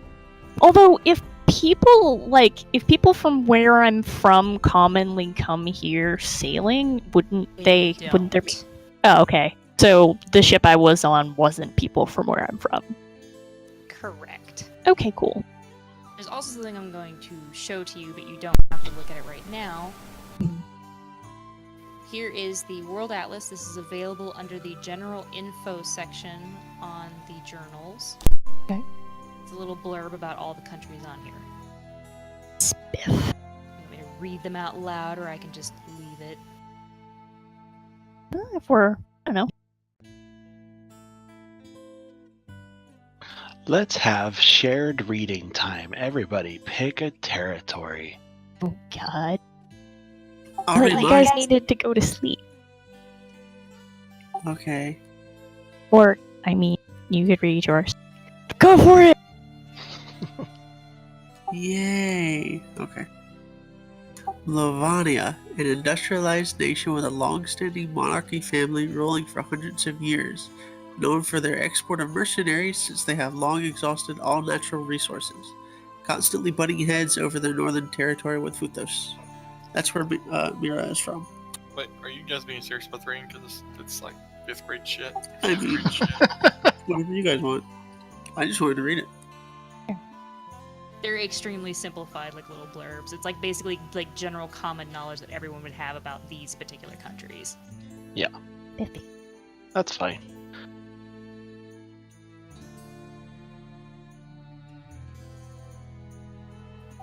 Do you want me to just read the rest, or? I don't No, think- just Oh leave them no. up. It's fine. Is our Jaharim from Ephelona? Yes. Yes. Oh man, an isolationist territory surrounded by impassable mountains, with only one port of call. Oh no! Isolationist elves. Mostly inhabited by various wood elf colonies and villages practicing various natural art. I see. Okay, you are from the hippie country. The Wood Elf country. Sort of, yeah. Nice. Ephria was originally an elven territory, however, the native elves have long departed for the west or melded into the arriving human colonists from the east. Most of the still standing villages and city-states retain their original elven names in their honor. Pluthos is a warring collection of city-states, unfortunate, with several rival noble families vying for the top. They border the unknown lands and fight with Blovania over the rights to their shared border territory. They can't even agree with themselves. I'm not surprised they disagree with another country. And then Kuykendahl, where we live, formerly the territories of... Oh god. Kuykendahl. How do you... Kuykendahl and Rivendell. Peace treaties and trade agreements created the trade conglomerate known today as Kuykendahl. The country is rich in lumber, iron mines, and farmland. The unknown lands, nearly impassable mountainous regions to the north, home to the nastiest of white dragons. Almost all who have ventured into it have never returned. But Okay. I want to go there now because I want to ride a dragon. white dragon scales are like super expensive. Oh no. So much money. I'm not stopping you, but maybe not for a little while. The Western Elven lands comprised of the territories of Ashe, East. Eastway? Ashe, Esway, and Vadrius. Okay. Home of the oldest High Elven noble clans and the Great Oak Mother. Most foreigners are turned away from visiting. Elves are just super isolationist in this world, aren't they? Yeah. Because they know that the other races are going to come in and start tearing up shit. Fair enough. They kind of did in Ephria, apparently. Or sort of not? I don't know. No, Ephria was like a friendly takeover. Like the elves were just like, nah, we're done here. We're gonna go back to our home country in the west. You Okay. can have it. Fair enough. And the southern region, for the most part, the southern reaches are vastly unexplored and inhabited by the unknown and the deadly. A few coastal city-states have popped up in the hopes of one day conquering the region for its vast natural resources. Alright. I think that was all of them. Man. Antarctica. That's where it is. Actually, it's not cold there. Just Are weird. any of the lands cold? Is the northern unknown Yes, lands cold? Okay. If you zoom in, there's actually snow on the mountain caps in the unknown lands. Yeah. I mean, snow happens on like really tall mountains near the equator, so I wasn't sure. But yeah, no, that makes sense. The southern region is clearly a desert of black sand. Yeah, but it's supposed to be unexplored, so you can't see like. No, because see, the thing about this world is that the sun only hits like the southern half of the sphere. So like the southern region is just burnt to a crisp, but apparently it still has a lot of resources. Yeah. The planet is tidally locked. Yeah, I mean, it'd be interesting. Although there would be like a very small band of inhabitable space if that were true, but you know. But point is, vastly unexplored and therefore not mapped. Okay. The reason they have the outline is because they of course can run a ship around it. So. Question. Actually, Yes. is that where I come from, or are there just like things on the other side of the globe? Like, okay, eventually, because I just got lazy, there will be mist on the east side of this map with an arrow pointing and like more shit over there. Okay. It's just generally the people who come from that far east just kind of aren't concerned with this particular area of the world. Fair enough. It's kind of a work in progress world map, I'm sorry. That's fine. I'm gonna go ahead and shut the stream down if Oh, we're yeah, good. I'm sorry.